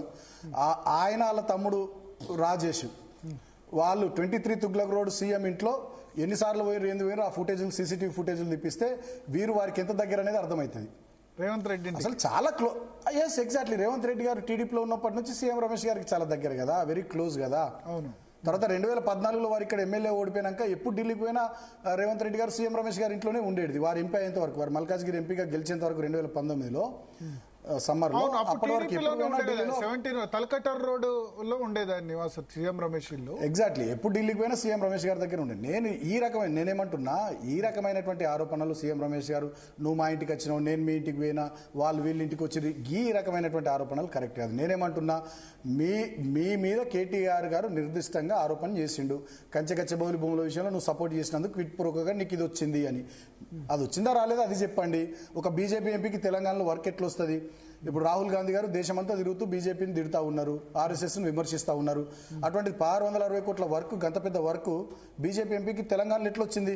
కర్ణాటక పక్క రాష్ట్రం, మరి కర్ణాటకలో బీజేపీ ఎంపీలకు, బీజేపీ కేంద్ర మంత్రులకు ఈ స్థాయి వర్క్లు వస్తున్నాయా? మీరు చెప్పండి. మరి కర్ణాటక వివరాలు తెప్పియండి భరత్ గారు, కర్ణాటక లెక్కలు తీపియండి భరత్ గారు. పక్కనే రాష్ట్రం కదా, మన పక్కనే రాష్ట్రం కదా, మన దగ్గర ఉంది కదా. మరి అట్లా కాంట్రాక్ట్లు ఒకళ్ళకి ఇచ్చుకోవడం అన్నది, ఏ పార్టీ అయినా ఇచ్చుకోవడం అన్నది ఉన్నది కదా. సో నేనేమంటున్నా, అదే ప్రజలకు అర్థమైతా ఉంది. నేనేమంటున్నా, సీఎం రమేష్ గారు పేరుకే శరీరం భారతీయ జనతా పార్టీలో ఉంది, ఆత్మ చంద్రబాబు గారితో ఉంది, తెలుగుదేశంతో ఉంది, వాళ్ళంతా కలిసే అట్లయితే భారతీయ జనతా పార్టీ యాక్షన్ తీసుకోవాలి కదా అంట. లేదా ఇప్పుడు భారతీయ జనతా పార్టీ వాళ్ళు ఆధారపడేదే చంద్రబాబు. ఒక్క నిమిషం భరత్ గారు, భారతీయ జనతా పార్టీ వాళ్ళు ఆధారపడేది చంద్రబాబు నాయుడు గారి నెంబర్ మీద కదా. నితీష్ కుమార్ గారు, రేవంత్ రెడ్డి మీద కాంగ్రెస్ పార్టీ యాక్షన్ తీసుకోవాలి. అట్లయితే బీజేపీ ఎంపీతో క్లోజ్ ఉన్నందుకు కాంగ్రెస్ పార్టీకి గంత దమ్ము ధైర్యం ఎక్కడదండి? ఉందా? కాంగ్రెస్ పార్టీ హైకమాండ్కి గంత దమ్ము ధైర్యం ఉందా అండి? అంటే మరి రేవంత్ రెడ్డిది అప్పర్ హ్యాండ్ అన్నట్టు హైకమాండ్ కంటే. ఇవాళ రాష్ట్రంలో ఏం జరుగుతుందో కాంగ్రెస్ పార్టీ హైకమాండ్ పెద్దలకు అసలు తెలుస్తుందా? ఏం జరుగుతుంది, ఏమైతుంది, ఏందనేది? ఏం జరుగుతుంది మనందరికీ తెలుసు కదా. రాష్ట్రంలో రేవంత్ రెడ్డి గారు మొత్తం భారతీయ జనతా పార్టీ డైరెక్షన్లోనే నడుస్తున్నారు. బడే బాయ్ అంటున్నాడు. ఇవాళ నేను ఒక మాట అంటున్నా భరత్ గారు, ఇది serious subject. Bharatiya Janata party ముఖ్యమంత్రులు కూడా కలవనన్ని సార్లు ప్రధానమంత్రి గారు అమిత్ షా గారు రేవంత్ రెడ్డి గారికి టైం ఇస్తున్నారు. ఎట్లా సాధ్యమండి ఇది? మీరు చెప్పండి. మేము ఢిల్లీలో 2వ టర్ములో ఎన్నోసార్లు పోయినా రానటువంటి చాలా అంశాలకు సంబంధించిన పర్మిషన్లు ఇవాళ నిమిషాల మీద వచ్చేస్తున్నాయి. ఇదేట సాధ్యం మీరు చెప్పండి. అంటే అప్పుడు మీరు శత్రుత్వం పెట్టుకున్నారు, కేసీఆర్ మోడీని తిట్టారు కాబట్టి ఆయన ఇవ్వలేదు, ఇది మిత్రుత్వం పెట్టుకుని సాధించుకుంటున్నారు, మంచిదే కదా. ఇప్పుడు కాంగ్రెస్ భారతీయ జనతా, నేనేమంటున్నా, కాంగ్రెస్ భారతీయ జనతా పార్టీ 2 ఫ్రెండ్లీ పార్టీలా అండి? కానీ రేవంత్ రెడ్డి నాకు ప్రధానమంత్రి కాన్స్టిట్యూషన్ పరంగా రాజ్యాంగ పరంగా ఆయన అధినేత కాబట్టి ఆయన ఎన్నిసార్లు అయినా వెళ్తాను, ఎన్నిసార్లు అయినా కలుస్తాను, రాష్ట్ర ప్రయోజనాల కోసం కలుస్తాను అంటారు. తప్పే ఉంది దానిలో. కర్ణాటక ముఖ్యమంత్రి సిద్ధరామయ్య గారు ఎన్నిసార్లు కలిసిందండి? ఆయన హిమాచల్ ప్రదేశ్ ముఖ్యమంత్రి ఎన్నిసార్లు కలిసిందండి కాంగ్రెస్? ఆయన గతంలో పంజాబ్ ముఖ్యమంత్రి చన్నీ ఉండే, ఆయన ఎన్నిసార్లు కలిసిందండి? ఇప్పుడు మీరు అంటున్నట్టు రాష్ట్రానికి పనులు అవుతే మంచిదే కదా, రాష్ట్రానికి పనులు అవుతున్నాయి మీరే అంటారు, ప్రాజెక్టులన్నీ. భరత్ గారు నేను మంచి మాట చెప్పారు. మరి గోదావరి బనకచెర్ల లింక్ ప్రాజెక్టు ఆపమనండి. ఎందుకు ఒప్పుకుంటున్నారు ముఖ్యమంత్రి గారు? ఒప్పుకోలేదు. ట్రిపుల్ ఆర్ మీద ఉన్నటువంటి ఒక్క నిమిషం వినండి. ట్రిపుల్ ఆర్ మీద ఉన్న శ్రద్ధ, ఫ్యూచర్ సిటీ మీద ఉన్న శ్రద్ధ, ఇతరత్ర అంశాల మీద ఉన్న శ్రద్ధ గోదావరి బనకచెర్ల లింక్ దానిపైన ఎందుకు లేదు? 200 టీఎంసీల పేరిట 400 టీఎంసీల నీళ్లు గోదావరి నుంచి అటు నాన్ బేసిన్కు మళ్లించేటటువంటి ప్రయత్నం చేస్తూ ఉంటే మరి రేవంత్ రెడ్డి గారు వారికి ఉన్నటువంటి దోస్తానతో ఎందుకు ఆపలేకపోతున్నారు? ఇది కదా ప్రశ్న. నేను అంటున్న ఇవాళ మేము మాట్లాడుతున్నట్టు రేవంత్ రెడ్డి గారిని దయచేసి రేపు ఒక ప్రెస్ మీట్ పెట్టి మాట్లాడిపియండి. 968 టీఎంసీల నీళ్ల వాటాకు గోదావరి నదిలో ఒప్పుకోమనండి. చంద్రబాబు నాయుడు అఫీషియల్ స్టేట్మెంట్ ఇవ్వమనండి. గతంలో మన ప్రాజెక్టులకు వ్యతిరేకంగా రాసిన లేఖలు కేంద్ర ప్రభుత్వం నుంచి ఉపసంహరించుకోమనండి. ఇవి చెప్పమనండి. మరి ఇవి ఎందుకు చెప్తలేరు? ఇవి ఎందుకు మాట్లాడతలేరు? ఇప్పుడు మీరు అన్నట్టు రేవంత్ రెడ్డి రాష్ట్ర ప్రయోజనాల విషయంలో రేవంత్ రెడ్డి గారు రాజీ పడుతున్నారు. ఇది తప్పని మేము అంటున్నాం. అందరితో చంద్రబాబు నాయుడు గారితో మోడీ గారితో కలిసిమెలిసి ఉంటూ రాష్ట్ర ప్రయోజనాల విషయంలో వారు రాజీ పడతా ఉన్నారు. రాష్ట్ర ముఖ్యమంత్రిగా ఈ రాష్ట్ర ప్రభుత్వ పెద్దగా వారి బాధ్యత ఏంటంటే స్టేట్ ఫస్ట్, మిగతావన్నీ నెక్స్ట్. ఆ కాంటెక్స్ట్ లో వారు పనిచేస్తలేరు అనేదే ఇవాళ స్పష్టంగా మన కళ్ళ ముందర కనబడుతుంది. దిలీప్ గారు ఒక కన్ఫ్యూజన్ అయితే ఖచ్చితంగా కనబడుతుంది మనకు. కాంగ్రెస్, బీజేపీ, బీఆర్ఎస్ ఒకళ్ళోళ్ళు అలయన్స్లు, పొత్తులు, విలీనాలు ఇట్లా చెప్పుకుంటూ పోతున్నారు. BJP BRS friendly, Revanth Reddy Modi friendly. ఏది కరెక్ట్, ఏది వాస్తవం? అందరితో టచ్ లో ఉన్నారా? లేకపోతే దిలీప్ గారు ఇది ఇప్పుడు ఒకటి కాంట్రవర్సీ అన్నది కవిత స్టేట్మెంట్ కంటే ముందు కూడా చాలా సందర్భాల్లో బీజేపీతో బీఆర్ఎస్ నెగోషియేషన్ చేస్తుంది, సీట్ అడ్జస్ట్మెంట్ అడుగుతుంది అని అనడం మనం విన్నాం. పార్లమెంట్ ఎలక్షన్స్ లో సుమన్ అన్నాడు, కాంగ్రెస్ అన్నాడు, కానీ బట్ యాక్చువల్లీ బీఆర్ఎస్ఏ కాంగ్రెస్ కి మన బీజేపీకి ఓట్లు ట్రాన్స్ఫర్ చేస్తుంది అనేది బాగా ప్రబలంగా వచ్చినప్పుడు. ఎందుకు వచ్చింది అంటే 8 సీట్లు ఉన్న బీజేపీ 8 ఎంపీ సీట్లు గెలవడానికి సాధ్యపడే పని కాదు. అప్పుడు లోపాయకారిగా బీజేపీకి ఓట్ ట్రాన్స్ఫర్ అయింది అనేటువంటి విషయం ప్రబలంగా వచ్చి వాళ్ళు 8 సీట్స్కి వచ్చారు. సో అందువల్ల అప్పుడు కూడా వచ్చింది. ఎందుకో అది ఏదో ఒకటి నిప్పులేని పొగరాదు అన్నట్టుగా అప్పటి నుంచి ఇప్పటి వరకు కూడా బీజేపీతో సంప్రదింపులు జరుపుతున్న మాటే వస్తుంది. యాక్చువల్లీ అది సీఎం రమేష్ చెప్పడంతో బయటపడ్డది. కానీ బట్ అది మీరు అన్నట్టు ఇప్పటికిప్పుడు ఇంతకాలం జరిగిన తర్వాత ఈ రోజు వాళ్ళకి ఆ నెసెసిటీ లేదని నేను కూడా అనుకుంటున్నాను. ఇప్పుడున్న పరిస్థితుల్లో కాస్త కూస్తో వాళ్ళు రికవర్ అయ్యారు కాబట్టి ఇవన్నీ కూడా. ఇంకోటి అవి ఈ సీసీ ఫుటేజ్ కూడా బహుశా ఓల్డ్ అయి ఉంటాయి, బట్ ఏమిడవు అవి.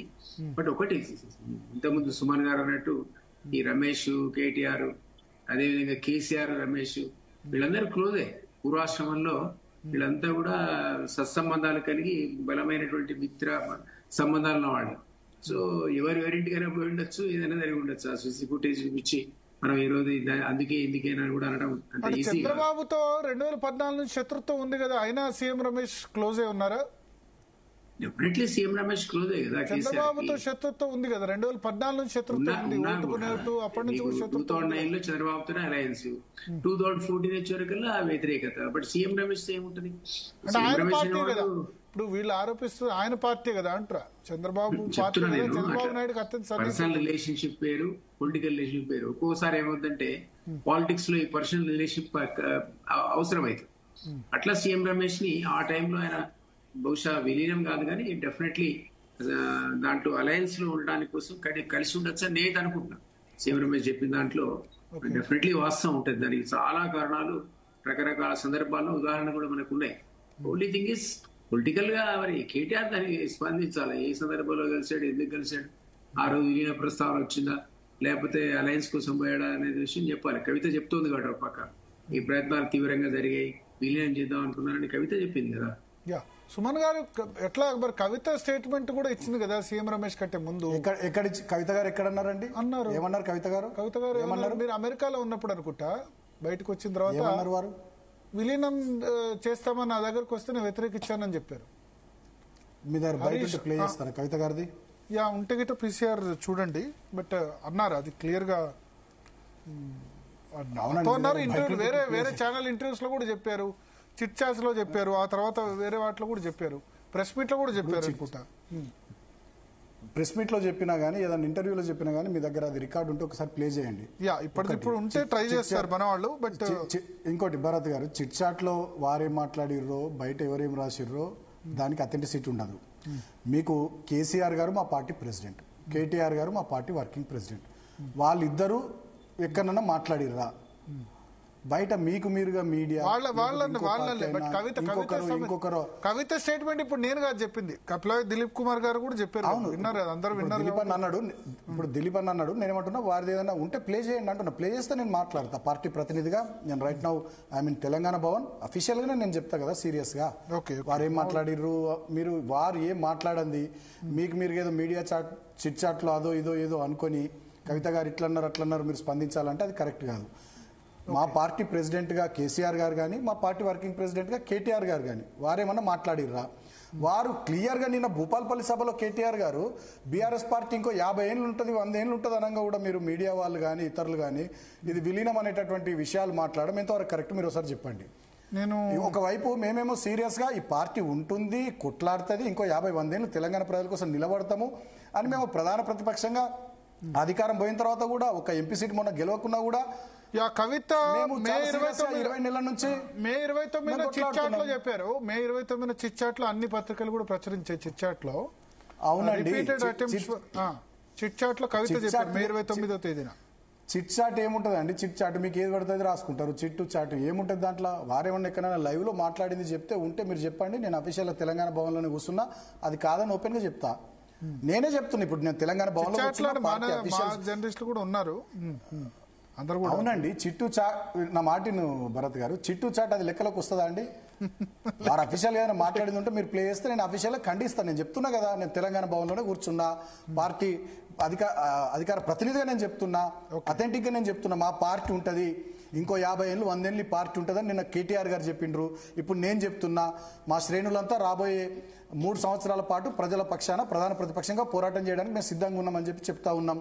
ఎట్లా భరత్ గారు, ఎట్లా ఇప్పుడు ఒకటి నేను చెప్పినట్టు అధికారము ఒకసారి రావచ్చు, ఒకసారి పోవచ్చు. భరత్ గారు ఒక నిమిషం నా మాటినండి. ఒకసారి అధికారంలో ఉంటాం, ఒకసారి అధికారంలో ఉండం. ఏమైతుందండి నాకు అర్థం కాదు. అధికారంలో ఉంటే ప్రజలకు పని చేస్తాం, అభివృద్ధి సంక్షేమం పేరిట రాష్ట్ర అభివృద్ధి కోసం. అధికారంలో లేకపోతే అధికారంలో ఉన్న పార్టీ ఏం చెప్పి అధికారంలోకి వచ్చిందో అవి ప్రజల కోసం అమలు చేసినట్టుగా ప్రధాన ప్రతిపక్షంగా కొట్లాడతాం, కష్టపడతాం. ఆ క్రమంలో కేసులు అయితే, జైలు అయితే, ఇబ్బందులు అయితే, గొడవలు అయితే, ఇవన్నీ మాకు తెలిసినాయే కదా. ఏదో ఒక 5 ఏళ్ళు అధికారం లేకపోతే ఇక బీఆర్ఎస్ పోతుందన్నట్టే అందరు మాట్లాడితే 2009లో కూడా ఇట్లనే మాట్లాడిర్రు. ఇవాళ కూడా మళ్ళీ అదే సందర్భంలో ఇట్లనే మాట్లాడుతున్నారు. ఇవాళ తెలంగాణ రాష్ట్రాన్ని తెచ్చిన పార్టీగా, తెలంగాణను అభివృద్ధి చేసి చూపెట్టినటువంటి పార్టీగా, ఇవాళ తెలంగాణలో ప్రధాన ప్రతిపక్షంగా కొట్లాడుతున్న పార్టీగా మా ఉనికి ముఖ్యంగా తెలుగుదేశం పార్టీకి, చంద్రబాబు నాయుడుకి, ఆయన మనుషులైనటువంటి రేవంత్ రెడ్డికి, సీఎం రమేష్కి వీళ్ళకి డైజెస్ట్ అయితలే. ఇంకా కొన్ని మీడియా సంస్థలు కానీ, ఇంకా కొన్ని పేపర్లు కానీ, ఇంకొంతమంది ఆ రకమైనటువంటి వాళ్ళ ఫ్రెండ్స్ కానీ ఇది నచ్చుతలేదు. దానికి మేమేం చేస్తామండి? వాళ్ళు ఉండదని మాట్లాడుతున్నారు. మేము ఉంటాము, ఉండి కొట్లాడి చూపిస్తాం ప్రజల పక్షాన. ఇప్పుడు ఒకటి, మీరు ప్లీనరీ వరకు చాలా బాగుంది. అసలు ప్లీనరీ అనుకున్న దానికంటే చాలా పెద్ద సక్సెస్.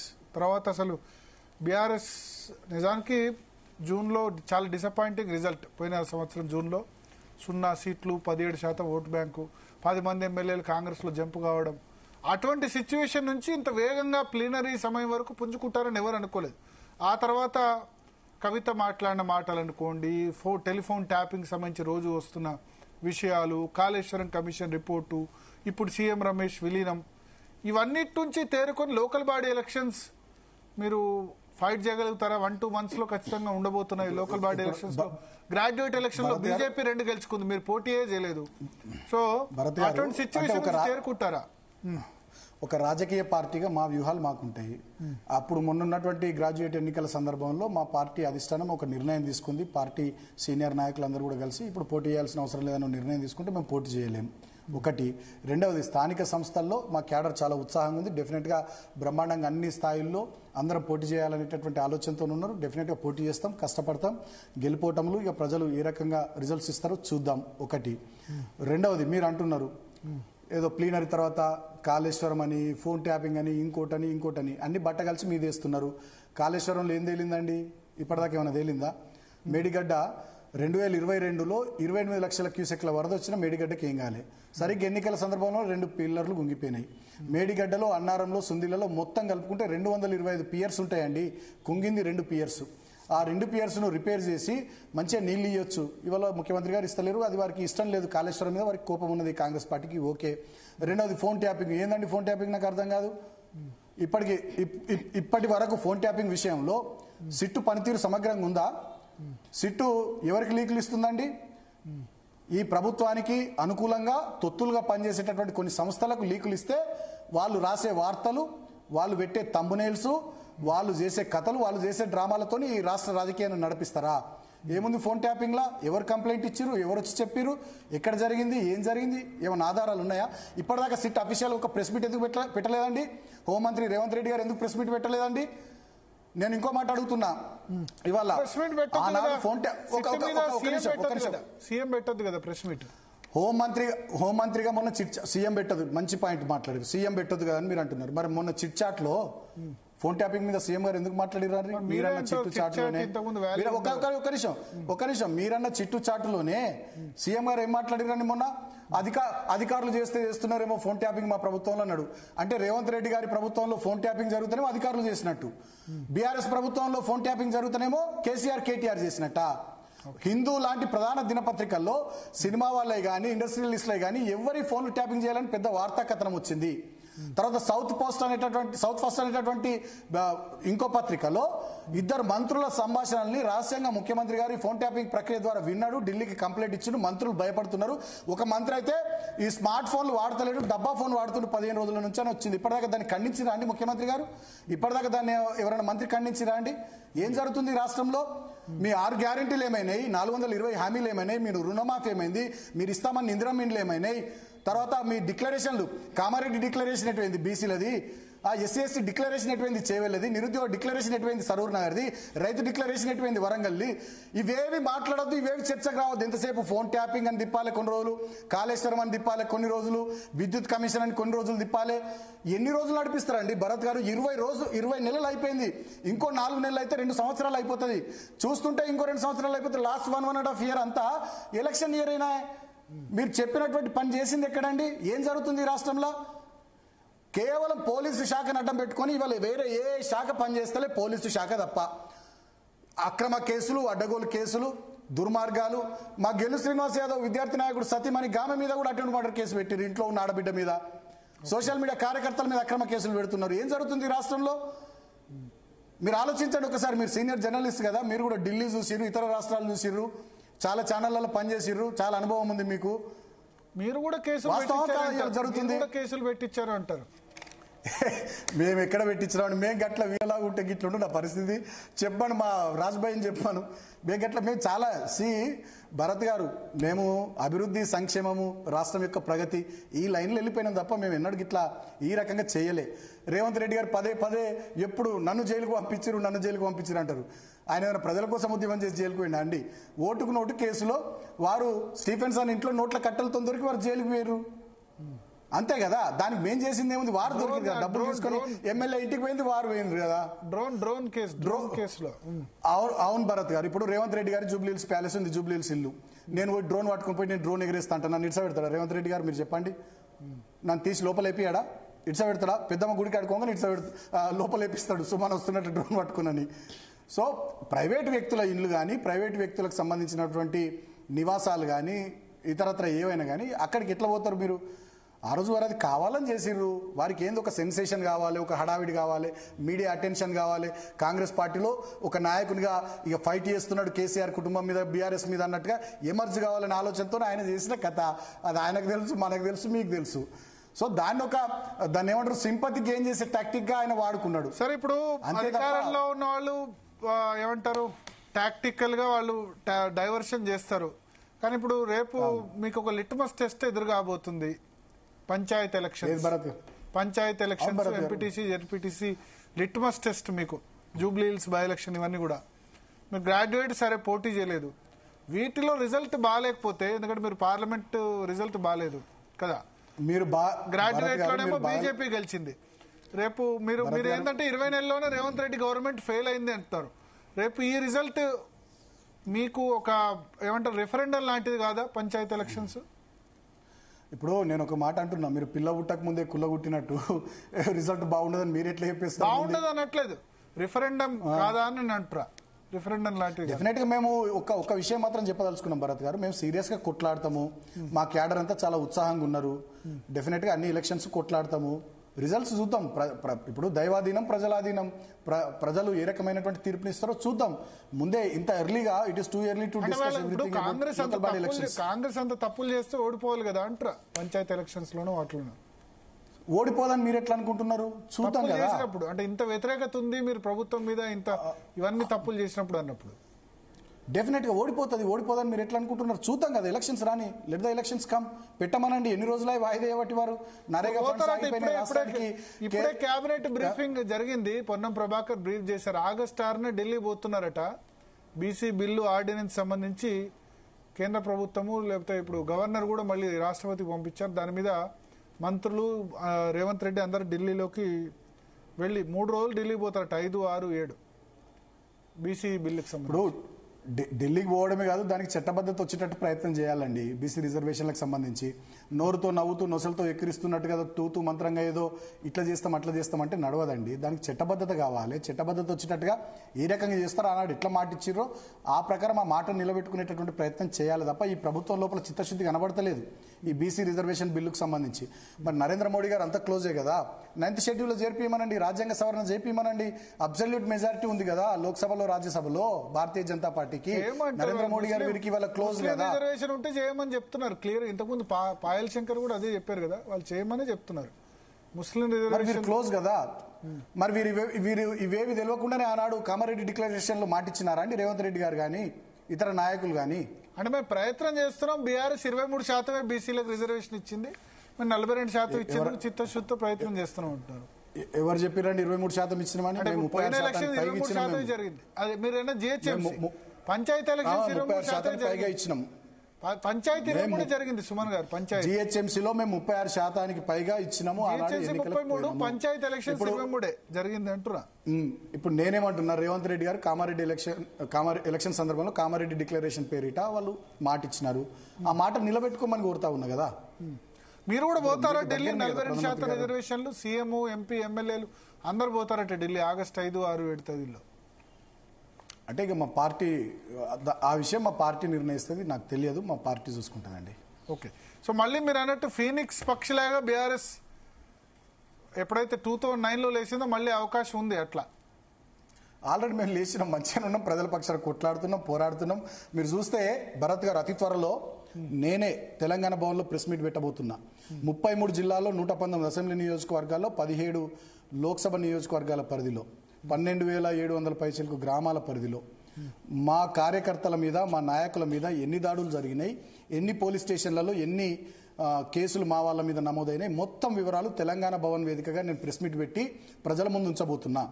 ఈ 20 నెలల కాలంలో ఇంత నిర్బంధం, మా వాళ్ళని ఎంతమందిని చంపినరు, ఎంతమందిని కొట్టిర్రు, ఎంతమంది మీద కేసులు పెట్టిర్రు, ఎంతమందిని ఎన్ని రోజులు జైళ్లలో పెట్టిర్రు, ఎంతమందిని బైండ్ ఓవర్ చేసిర్రు, డీటెయిల్డ్ రిపోర్ట్ కంప్లీట్గా తెలంగాణ భవన్ వేదికగా త్వరలో మేము బయట పెట్టబోతా ఉన్నాం. అయినప్పటికీ 20 నెలలుగా ఈ ప్రభుత్వం మీద మేము పోరాటం చేస్తున్నాం, మేము తట్టుకున్నాం, నిలబడ్డాం, కొట్లాడటం మాకేం కొత్త కాదు. ప్రజలు మాకు అవకాశం ఇచ్చింది ప్రతిపక్షంగా పనిచేయమని. డెఫినెట్గా మాట్లాడతాం, కొట్లాడతాం. ఈ ప్రభుత్వానికి సంయమనం ఉండాలి, ప్రభుత్వానికి సంస్కారం ఉండాలి, సహనం ఉండాలి. మాట్లాడిన వాళ్ళ కేసులు పెడతాం, లోపలేస్తాం, కొడతాం, బెదిరిస్తాం, దబాయిస్తాం అంటే వెనకటి రోజులు కావు. ఇది డెఫినెట్లీ ప్రజాస్వామ్యం, ప్రజాగ్రహం తీవ్రంగా పెళ్లిబిక్తే ఎవరు తట్టుకోలేరండి. కాబట్టి ఈ నిర్బంధం ద్వారా ఇటువంటివి చేస్తాము అంటే అది నిలబడదు. డెఫినెట్గా బీఆర్ఎస్ పార్టీ మేము కొట్లాడతాం, నిలబడతాం, కొట్లాడుతూనే ఉన్నాం. మీరు చూస్తే భరత్ గారు, మీకు తెలుసు హైడ్రా విషయంలో బాధితులు ఎక్కడికి పోయారండి? బీజేపీ ఆఫీస్కి పోయినరా, ఇతర పార్టీల ఆఫీస్కి పోయినరా, మా తెలంగాణ భవన్కి వచ్చిరా? నిరుద్యోగులు ఎక్కడికి పోయినరండి? తెలంగాణ భవన్కి వచ్చిరు, గ్రూప్ 1 నిరుద్యోగులు. అదేవిధంగా కంచగచ్చబౌలి ఇష్యూలో హెచ్సి విద్యార్థులు ఎక్కడికి వచ్చిరండి? తెలంగాణ భవన్కి వచ్చిరు. లగచెర్ల లంబాడ బిడ్డలు వాళ్ళు పోలీసులు కర్కశంగా వ్యవహరిస్తే సీఎం కాన్స్టిట్యున్సీలో కొడంగల్లో వాళ్ళు ఎక్కడికి వచ్చిరండి? తెలంగాణ భవన్కి వచ్చిర్రు. అదేవిధంగా మూసి బాధితులు తెలంగాణ భవన్కి వచ్చిర్రు, రైతాంగం తెలంగాణ భవన్కి వచ్చిర్రు. చాలా మందికి ఎక్కడే ఇబ్బంది జరిగినా ఇవాళ తెలంగాణ భవన్ అంటే ఒక జనతా గ్యారేజ్ లాగా మారిపోయి అందరికీ అండగా ఇదే నిలబడుతుందని ఇక్కడికి వస్తున్నారు. కాబట్టి మేము పనిచేస్తున్నాం. ఆ క్రమంలో రాబోయే రోజుల్లో కూడా ఎన్నికలు వచ్చినప్పుడు పోటీ చేస్తాం. ఓకే, తర్వాత మిగతా సందర్భాల్లో ఈ ప్రభుత్వం మీద ఒత్తిడి తీసుకురావడానికి కార్యాచరణ తీసుకొని పనిచేస్తాం. ఆ రకంగా ముందుకు సాగుతాం. మీ మీడియా సపోర్ట్ కూడా ప్రధాన ప్రతిపక్షంగా మాకు ఉండాలని విజ్ఞప్తి చేస్తున్నాం. థ్యాంక్ యూ సుమన్ గారు. మీడియా మేము ప్రతిపక్షమే కాదు, ప్రజా సమస్యలు ఎవరు లేవనెత్తారు. ప్రతిపక్షమైనా మేము ప్రతిపక్షానికి ప్రతిపక్షమే, అధికార పక్షానికి ప్రతిపక్షమే. ఎవరైతే ఇచ్చినా రెండు వైపు ఉంటాం. ఇప్పటివరకు అయితే అదే విధంగా ఉంది. ఫోర్త్ ఎస్టేట్ గా మేమైతే అనుకుంటాం, మేము మా బాధ్యత పోషిస్తున్నాం అని అనుకుంటాం. మీరు తప్పప్పులు ఏమన్నా ఉంటే ప్రజలు కానీ మీరే సరి చేయాలి. థ్యాంక్ యూ బాల్క సుమన్ గారు, మకాన్ సింగ్ రాజ్ ఠాకూర్ గారు, అదేవిధంగా పాయల్ శంకర్ గారు, కపిలవాయి దిలీప్ కుమార్ గారు. మొత్తానికి రానా ఒక 3-4 రోజులు ఉంటుంది ఇష్యూ విలీనం. ఎందుకంటే బీజేపీ ఎంపీ ఆ విధంగా ఆరోపణ చేశారు కాబట్టి ఒక విధంగా ప్రకంపనలు సృష్టించింది. But BRS wants to avoid it. అంటే ఈ విషయం కాకుండా ఇవన్నీ డైవర్షన్ టాక్టిక్స్ అని ఆ పార్టీ అంటుంది. చూద్దాం. అంటే లోకల్ బాడీ ఎలక్షన్ సంబంధించి ఇప్పుడే క్యాబినెట్ కూడా మీటింగ్ అయిపోయింది. ఆగస్టు 5, 6, 7 తేదీలో 3 రోజులు ఢిల్లీ వెళ్తారట. వెళ్ళి బీసీ బిల్లు గురించి మళ్ళీ ప్రధానమంత్రిని మిగతా వాళ్ళందరినీ కూడా కలిసే అవకాశం ఉంది. కానీ ఇప్పుడున్న ఫామ్లో అయితే బీజేపీ సపోర్ట్ చేసే పరిస్థితి లేదు. క్లియర్గా పార్టీ అధ్యక్షులు రామచంద్రరావు చెప్పారు, ముస్లిం రిజర్వేషన్ ఉంటే కనుక మేము దాన్ని యాక్సెప్ట్ చేయమంటారు. ఏం జరుగుతుందన్నది చూద్దాం. Okay Bharat, thanks for the analysis. So ఇది వాళ్ళ డిఎన్ఏ.